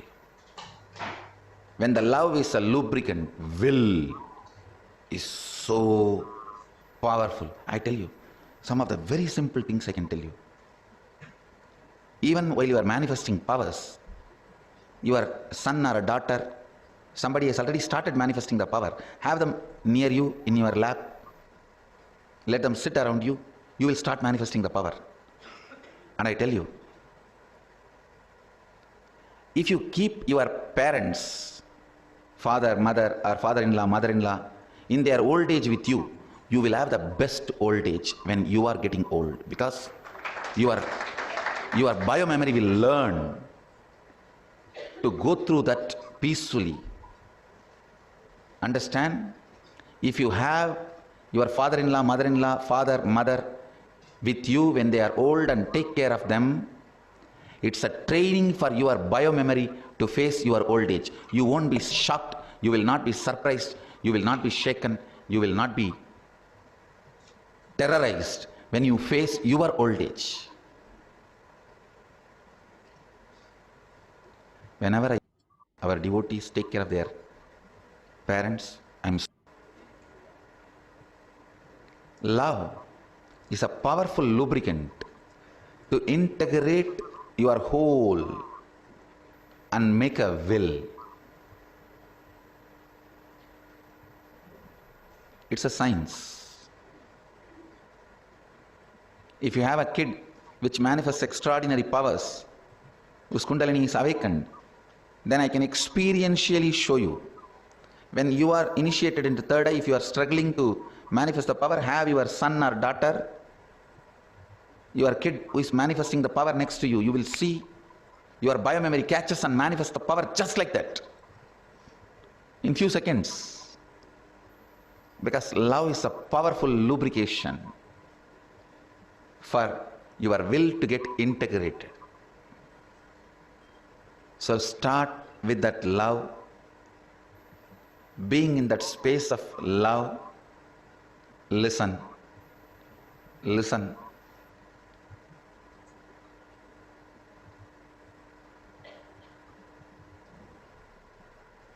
To this translation and the truths expressed in this great verse. So beautifully, Bhagavan is explaining how the love integrates everything. The love manifests as reality. Once Bhagavan said, how Ramakrishna said, if you do not know how to love your own people, then you will not understand the divine love. The hardest, Bhagavan says, is the loving the people who we are living, because each one of them are our patterns showing very distinctly to us. All that is our patterns which is standing up, our own perception. Like in the dream, we have a dream of our brother, sister, spouse, everybody on in our dream, and that is not the reality. When we wake up, we understand that.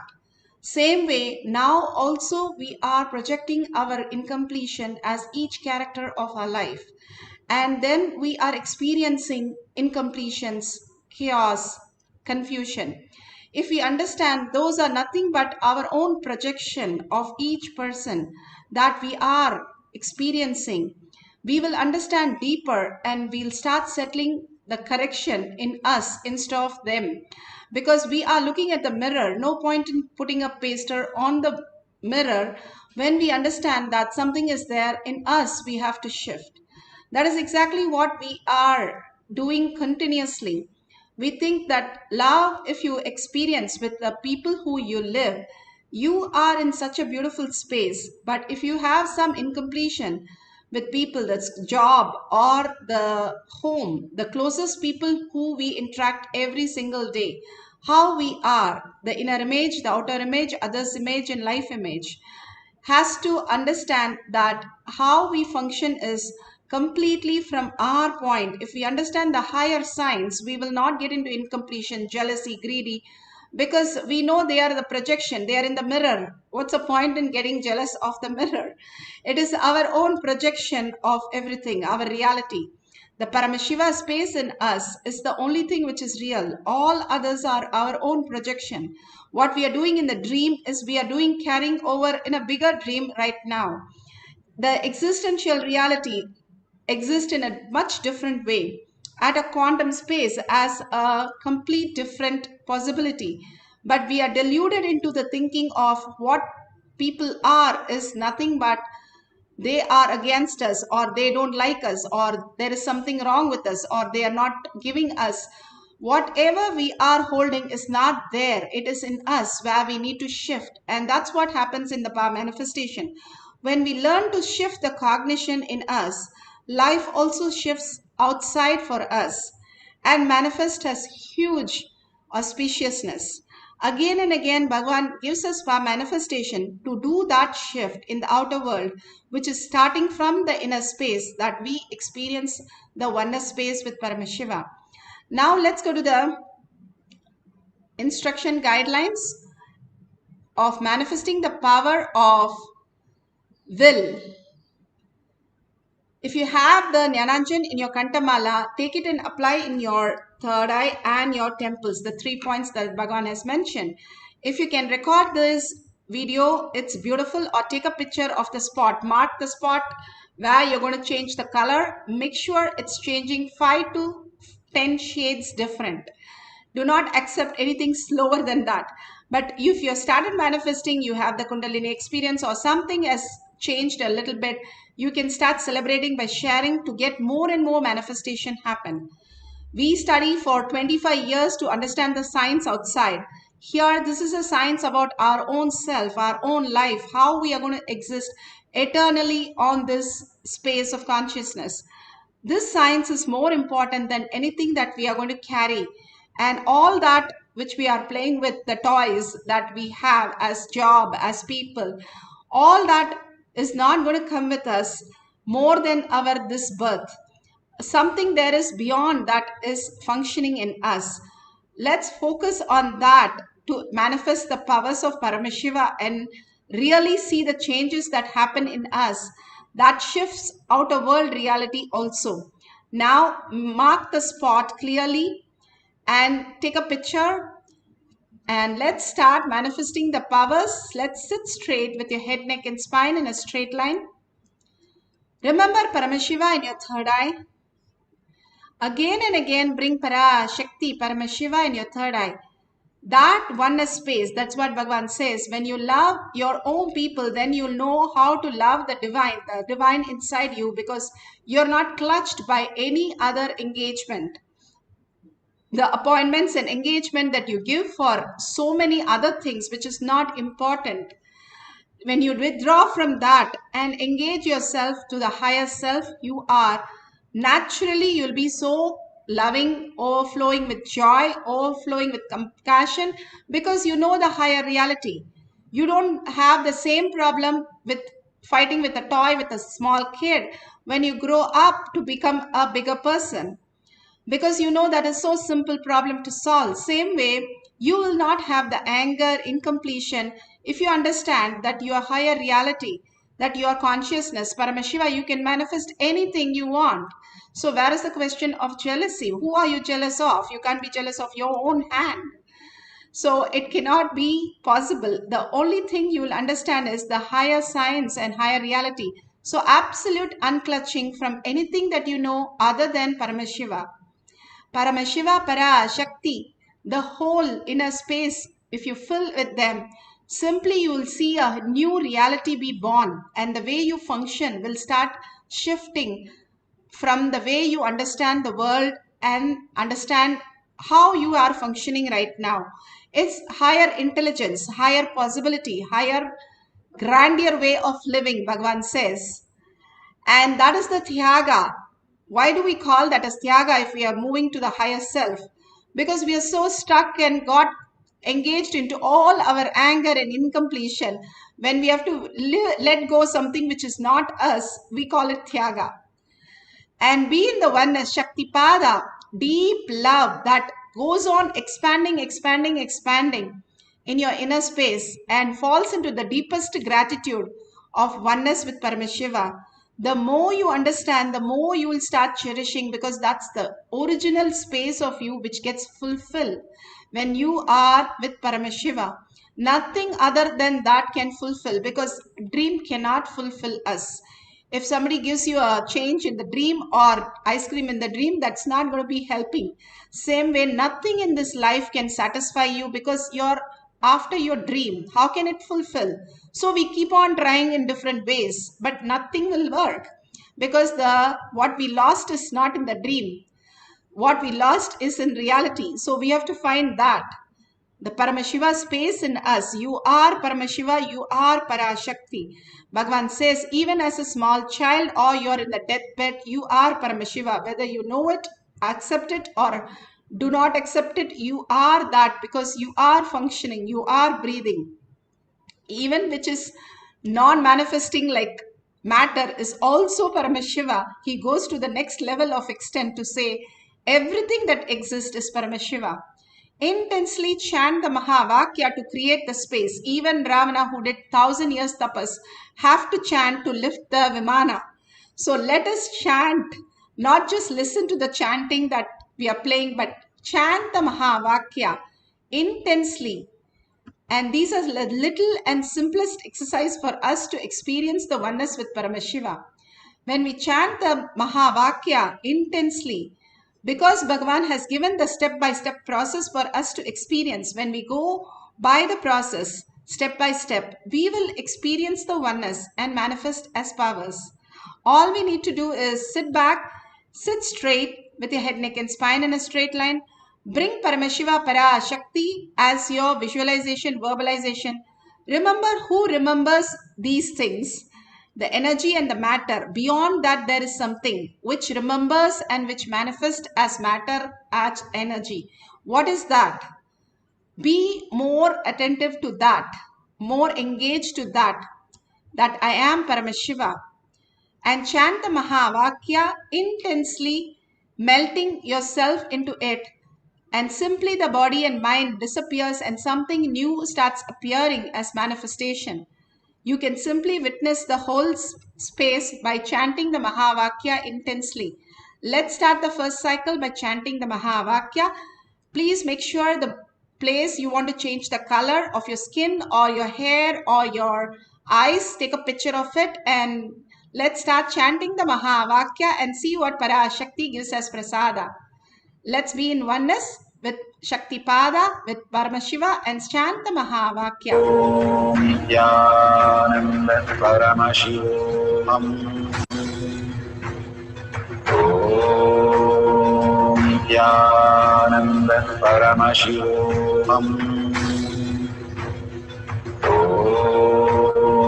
Nithyananda Paramashivoham.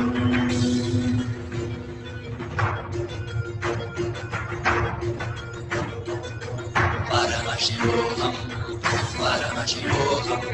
Let Paramashiva stir